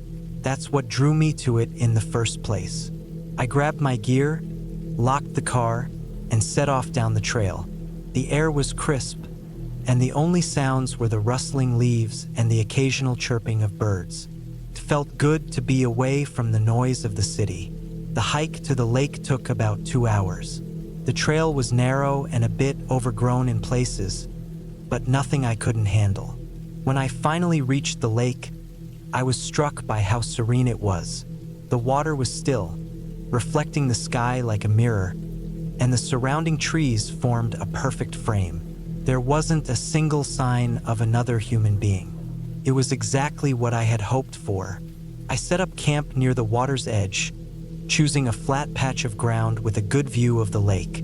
The tent went up without a hitch, and I gathered some dry wood for a fire later. By the time everything was ready, the sun was starting to dip below the horizon, painting the sky in shades of orange and pink. I sat by the fire, ate a simple meal of canned soup, and stared into the flames. It was peaceful, almost too peaceful. As darkness settled in, the forest came alive with sounds. Crickets chirped, and frogs croaked from the lake. Occasionally, I'd hear the rustle of leaves or the snap of a twig, but I brushed it off as small animals going about their night. Still, there was a nagging feeling in the back of my mind, a sense that I wasn't entirely alone. I tried to shake it off, blaming it on my imagination. I crawled into my tent around 10 p.m., zipping it up tightly. The fire outside had died down to glowing embers, and the moon cast a faint light over the campsite. Lying in my sleeping bag, I listened to the sounds of the forest. It took a while, but eventually, I drifted off to sleep. I woke up suddenly in the middle of the night. At first, I wasn't sure what had roused me. I lay still, straining my ears. The usual night sounds were there, but something was off. Then I heard it, a faint crunching sound, like footsteps on dry leaves. My heart started to race. I told myself it was probably a deer or some other animal, but the sound was too deliberate, too rhythmic. I stayed frozen, barely breathing. The footsteps grew louder, closer. They stopped just outside my tent. I could hear my pulse pounding in my ears. Whoever or whatever it was, they were standing right there. Then I heard a soft scraping sound, like fingers brushing against the fabric of the tent. My stomach twisted in fear. I didn't dare move. I reached slowly for the knife I kept in my bag, gripping it tightly. The scraping stopped, and for a moment, there was silence. Then, without warning, the footsteps started again, moving away this time. I waited until the sound faded completely before I let out a shaky breath. I didn't sleep the rest of the night, I lay there, clutching the knife, jumping at every little sound. When dawn finally broke, I felt a wave of relief. The sunlight made everything seem less threatening. I unzipped the tent cautiously and stepped outside. The campsite looked undisturbed, but I couldn't shake the feeling that someone had been there. I debated whether to pack up and leave, but I convinced myself it was nothing. Maybe it had been an animal after all. I spent the day exploring the area, sticking close to the lake. The daylight helped calm my nerves, and by evening, I was feeling more at ease. I built another fire, cooked dinner, and even read a few chapters of my book. I told myself I'd overreacted the night before, but that night it happened again. I woke up to the sound of footsteps, this time louder and more erratic. They circled the tent, stopping and starting. My heart felt like it was going to burst out of my chest. I gripped the knife again, trying to stay calm. Then, something new. A low, guttural sound, almost like a growl. It wasn't an animal. Couldn't be. I couldn't take it anymore. I shouted, "Who's there?" My voice sounded shaky and weak. The footsteps stopped. For a moment, there was silence. Then, without warning, something slammed against the side of the tent, hard enough to knock me back. I screamed, slashing wildly with the knife. Whatever it was let out a startled yelp and retreated. I didn't wait to find out what it was. I grabbed my flashlight and bolted out of the tent. The campsite was empty, but I didn't care. I shoved everything into my backpack, leaving the tent behind, and started running back toward the trailhead. My flashlight beam bounced wildly as I stumbled through the dark, but I didn't stop. The hike back was a blur. I tripped several times, scraping my hands and knees, but I kept going. Every so often, I'd hear something in the distance, like branches snapping, and it spurred me to move faster. By the time I reached my car, I was exhausted and covered in dirt. I threw my gear into the back, jumped into the driver's seat, and locked the doors. My hands were shaking so badly it took me a few tries to get the key into the ignition. As I drove away, I kept glancing in the rearview mirror, half expecting to see something chasing me.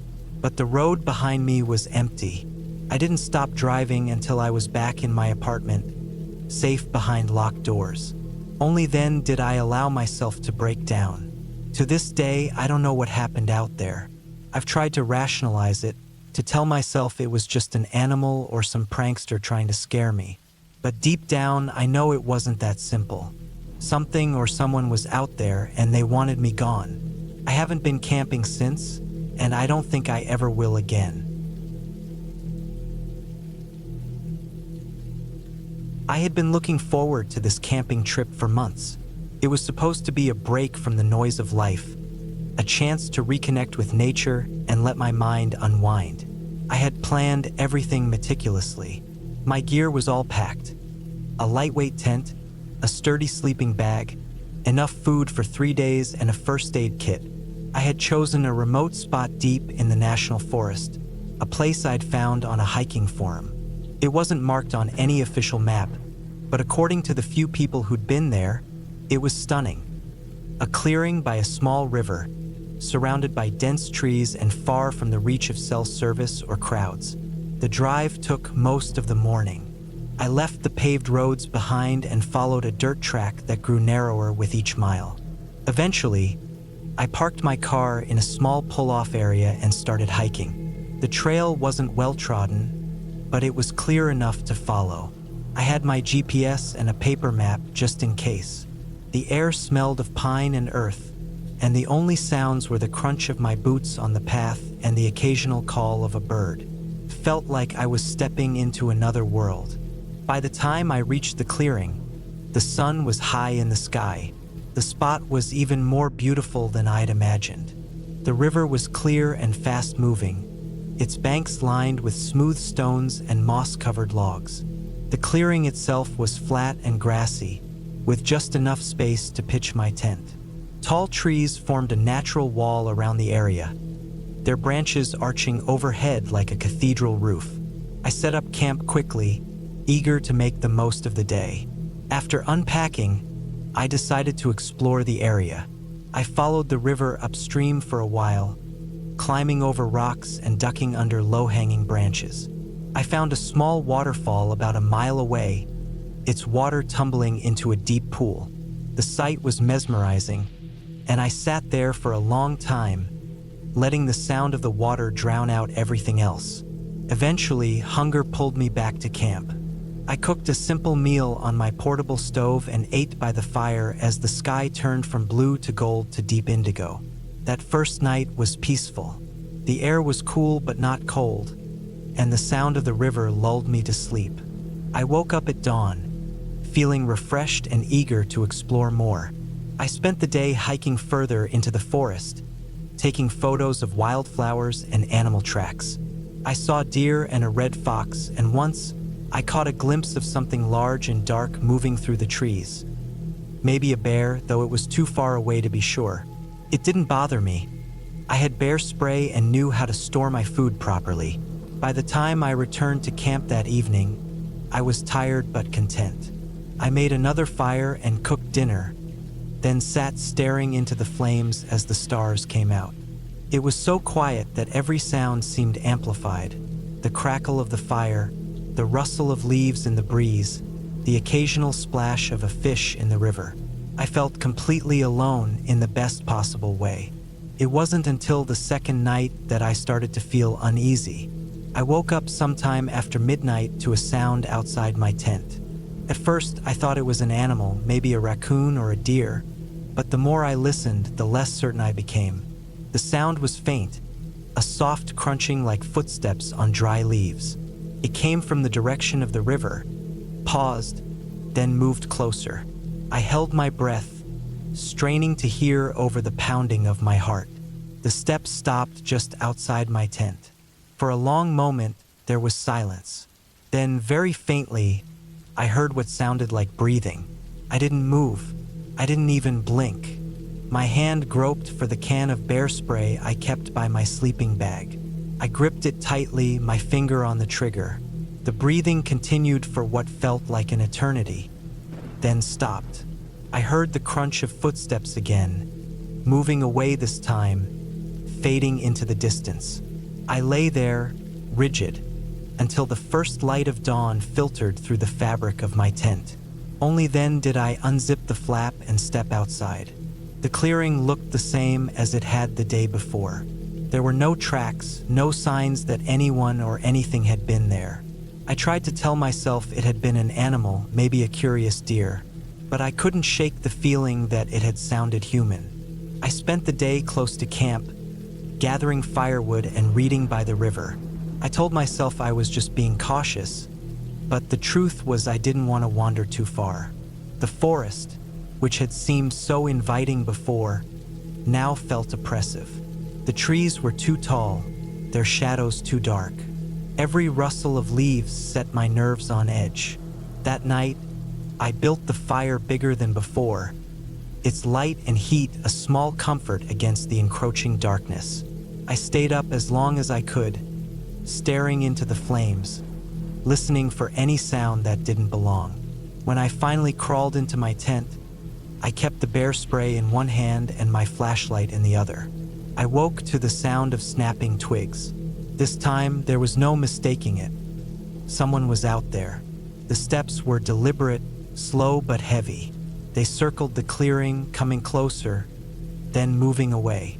I turned on my flashlight and shone it through the thin fabric of the tent, but it revealed nothing. My heart was racing, my breath coming in shallow gasps.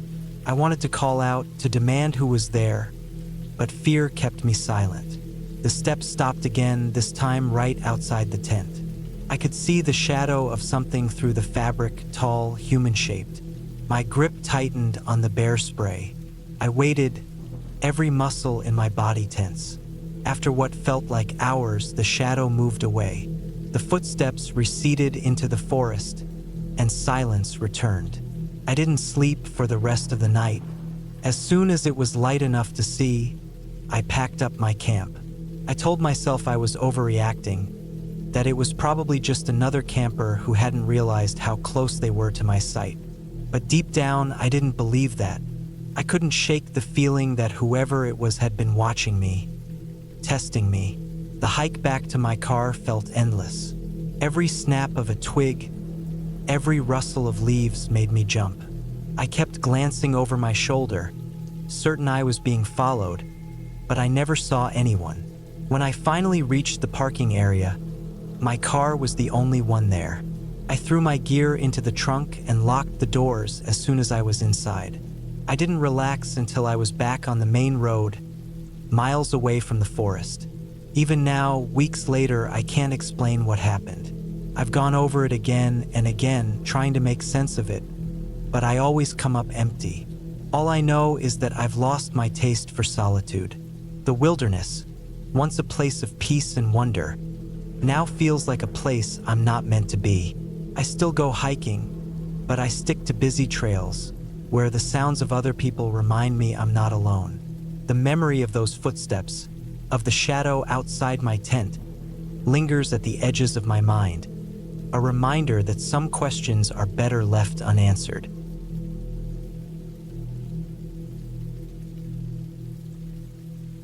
It started as a plan to disconnect for a weekend. I'd been feeling drained.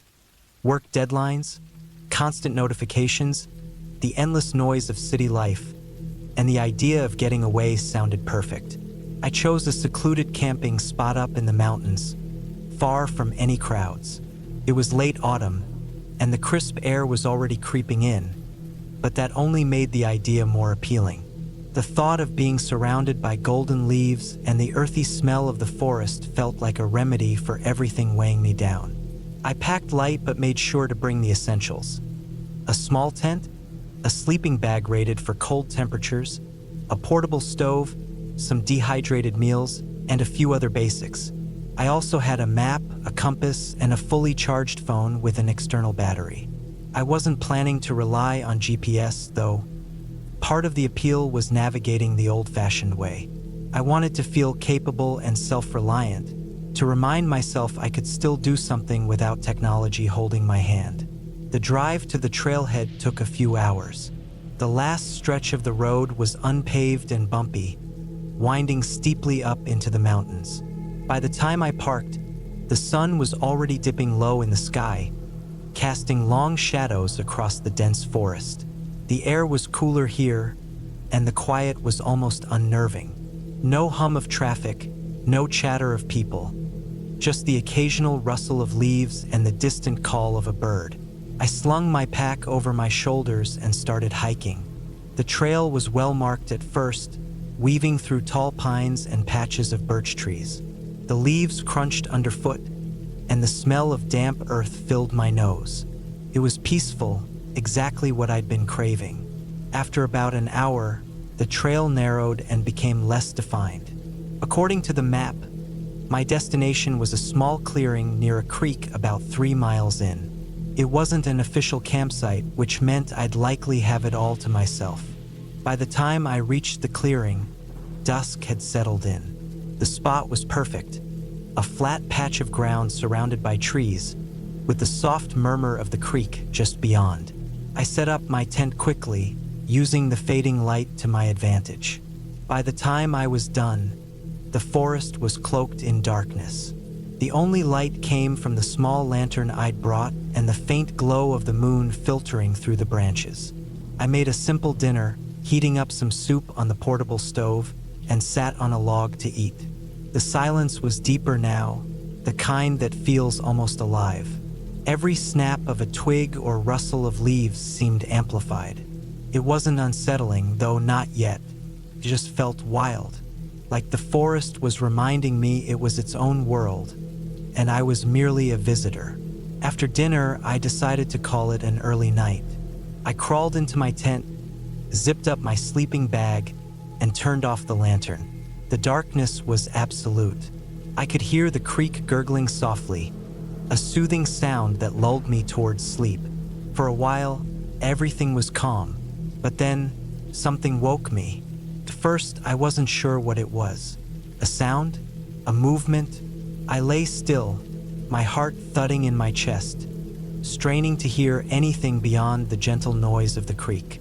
And then I caught it, a faint crunching sound, like footsteps on dry leaves. It was distant, barely audible, but it was there. I told myself it was nothing, maybe an animal, a deer, a raccoon, something harmless. The forest was full of life after all. I tried to push the sound out of my mind and go back to sleep, but my body wouldn't relax. I stayed like that for what felt like hours, every nerve on edge, listening for the crunching to return. Didn't. The next morning, I woke early, the pale light of dawn filtering through the tent. Everything seemed normal again. I convinsa myself i de overreacta. I made coffee, packed up my gear, and decided to explore the area. The forest was beautiful in the morning light, with the sun casting golden rays through the trees. I followed the creek upstream, enjoying the solitude and the crisp air. By midday, I was several miles from my campsite. I hadn't seen another soul, which wasn't surprising given how remote the area was. I stopped to eat a snack and take in the scenery. The creek widened here, and the water was so clear I could see fish darting between the rocks. It was exactly the kind of peaceful moment I'd hoped for. But as I started to head back, I couldn't shake the feeling that something was off. It was subtle at first, a sense of being watched. I'd glance over my shoulder and see nothing but trees. I told myself it was just my imagination, but the feeling grew stronger the closer I got to my campsite.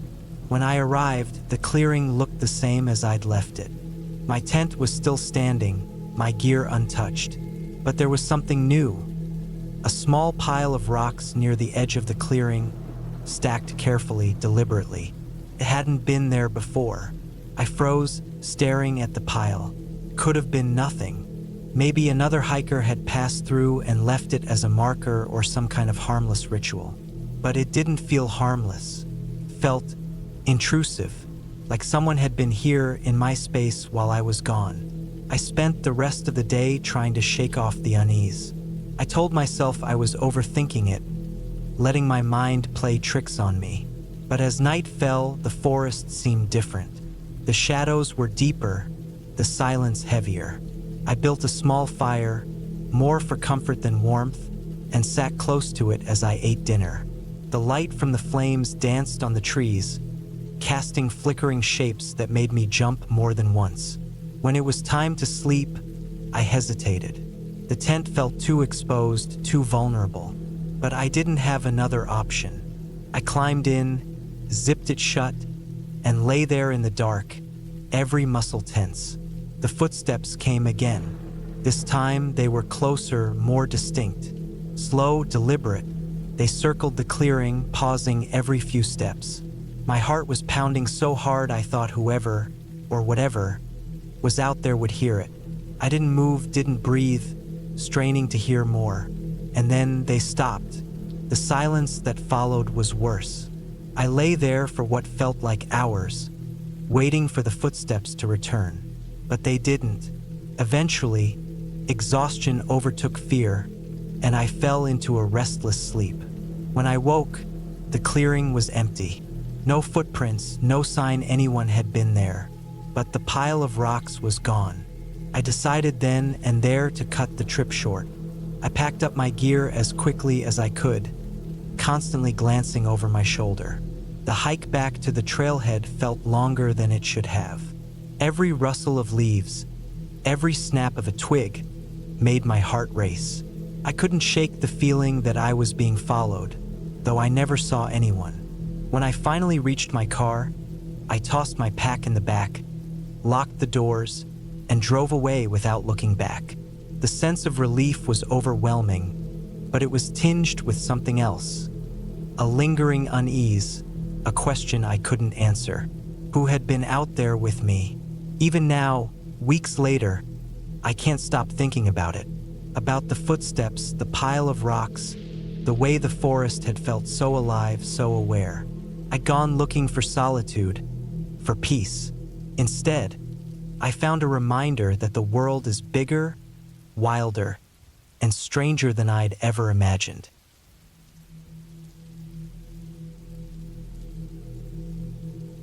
I've always loved the solitude of camping. Being out in the wilderness, surrounded by nothing but trees and the quiet hum of nature, was my escape from the noise of everyday life. That's why I planned a solo trip to a national forest I had been meaning to visit for years. It was supposed to be peaceful, rejuvenating, an opportunity to disconnect. But it turned into something I'll never forget for entirely different reasons. I drove out early on a Friday morning, my car packed with all the essentials: a tent, sleeping bag, food, water, a first aid kit, a map, and some tools. The forest was about a 3-hour drive from my house. As I got closer, the paved roads turned into dirt trails, and the cell signal on my phone began to flicker before disappearing altogether. I didn't mind. That was the whole point, after all. The trailhead parking lot was empty when I arrived, which I found oddly comforting. I checked the map one last time, strapped on my backpack, and started hiking. The trail was narrow but well-marked, winding through dense trees that towered above like ancient sentinels. The air was cool and fresh, carrying the faint smell of pine and damp earth. The only sounds were the crunch of my boots on the trail and the occasional chirp of a bird. It was perfect. After about 4 hours of hiking, I found a clearing by a small stream. It seemed like an ideal spot to set up camp. The ground was flat, the stream would provide water if needed, and the trees offered some cover. I pitched my tent, unrolled my sleeping bag, and set up a small fire pit with rocks I gathered from the streambed. By the time everything was ready, the sun was starting to dip below the horizon, painting the sky in shades of orange and pink. I cooked a simple meal over the fire, ate, and then sat back to enjoy the quiet. As darkness settled in, the forest came alive with the sounds of crickets and rustling leaves. I felt at peace, completely removed from the worries of my regular life. But that first night, I didn't sleep well. I kept waking up to the sound of something moving outside my tent. At first, I told myself it was just the wind or an animal, a raccoon or maybe a deer. But the sound wasn't random. It was deliberate, like footsteps, slow and methodical, circling my campsite. I lay there, holding my breath, listening intently. I didn't dare unzip the tent to look. My heart was pounding in my chest, but eventually, the sound stopped, and I convinced myself it had been my imagination. Maybe the forest was just noisier than I expected. I eventually drifted off to sleep, but it was restless. The next morning, I stepped out of my tent and looked around. There were no signs of anything unusual, no footprints, no disturbed ground. The fire pit was exactly as I had left it. I shrugged it off, chalking it up to my nerves. I wasn't used to being this isolated, and my mind was probably playing tricks on me. I spent the day exploring the area, hiking along the stream and taking in the scenery. The forest was beautiful, almost untouched.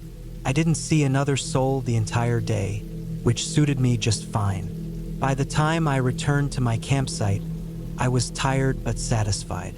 I cooked dinner, watched the stars for a while, and then crawled into my tent, ready for a good night's sleep. But that night, the sounds returned. This time, they were louder. I could hear the crunch of leaves and the snap of twigs. It was unmistakable. Something or someone was out there. I sat up, clutching the small camping knife I kept by my side. My mind raced through possibilities. A bear, a stray dog, or worse, another person. I decided to call out. "Hello!" My voice sounded weak even to me. The sounds stopped immediately. The silence that followed was deafening. I waited, every muscle in my body tense, but nothing happened. After what felt like hours, I lay back down, knife still in hand, and stared at the roof of my tent until exhaustion finally claimed me. The next morning, I found something that made my stomach drop. About 10 feet from my tent, in the soft dirt near the stream, were footprints. Human footprints. They weren't mine. I had been wearing hiking boots, and these were smaller, barefoot. My mind reeled. Who would be out here barefoot in the middle of nowhere? I debated packing up and leaving right then and there, but a stubborn part of me didn't want to give in to fear. This was my trip, my escape, and I wasn't going to let some creepy footprints ruin it. I convinced myself it was probably just a local, someone who lived nearby and wandered through the woods. Still, I couldn't shake the unease that had settled over me. That day, I stayed closer to camp. I gathered firewood, read a book I had brought, and tried to enjoy the solitude. But I kept glancing over my shoulder, half expecting to see someone watching me from the trees. By the time night fell, I was on edge. I built a larger fire that night, hoping it would keep whatever was out there at bay. As I sat by the flames, I thought I saw movement in the shadows beyond the firelight. My eyes played tricks on me, turning every shifting shadow into a potential threat. I tried to shake it off, telling myself I was being paranoid. Then I heard it again. Footsteps, slow, deliberate, coming closer. I stood up, my knife in one hand and a flashlight in the other. "Who's there?" I called out, my voice stronger this time. Silence. I shone the flashlight into the trees, the beam cutting through the darkness. Nothing, but the feeling of being watched was overwhelming. I didn't sleep that night. I sat by the fire, knife in hand, jumping at every sound. When dawn finally broke, I decided I had had enough. I packed up my gear as quickly as I could, my eyes darting to the trees every few seconds. I felt exposed, vulnerable. The forest that had seemed so inviting now felt menacing. The hike back to the trailhead was nerve-wracking. Every snap of a twig, every rustle of leaves, set my heart racing. I couldn't shake the feeling that I was being followed. I kept glancing over my shoulder, but I never saw anyone. When I finally reached my car, I threw my backpack into the trunk and got in, locking the doors behind me. As I started the engine and pulled out of the parking lot, I felt a wave of relief wash over me. I was safe, but as I drove down the dirt road, I glanced in the rearview mirror and saw something that made my blood run cold. Standing at the edge of the trees, barely visible, was a figure. They were too far away for me to make out any details, but they were watching me. I pressed the gas pedal harder, not stopping until I was miles away. I still don't know who or what was out there with me. I've thought about it a lot since that trip, replaying every detail in my mind. Was it just a coincidence? A local passing through? Or was someone deliberately trying to scare me? I'll never know. But one thing is certain. I haven't been camping alone since.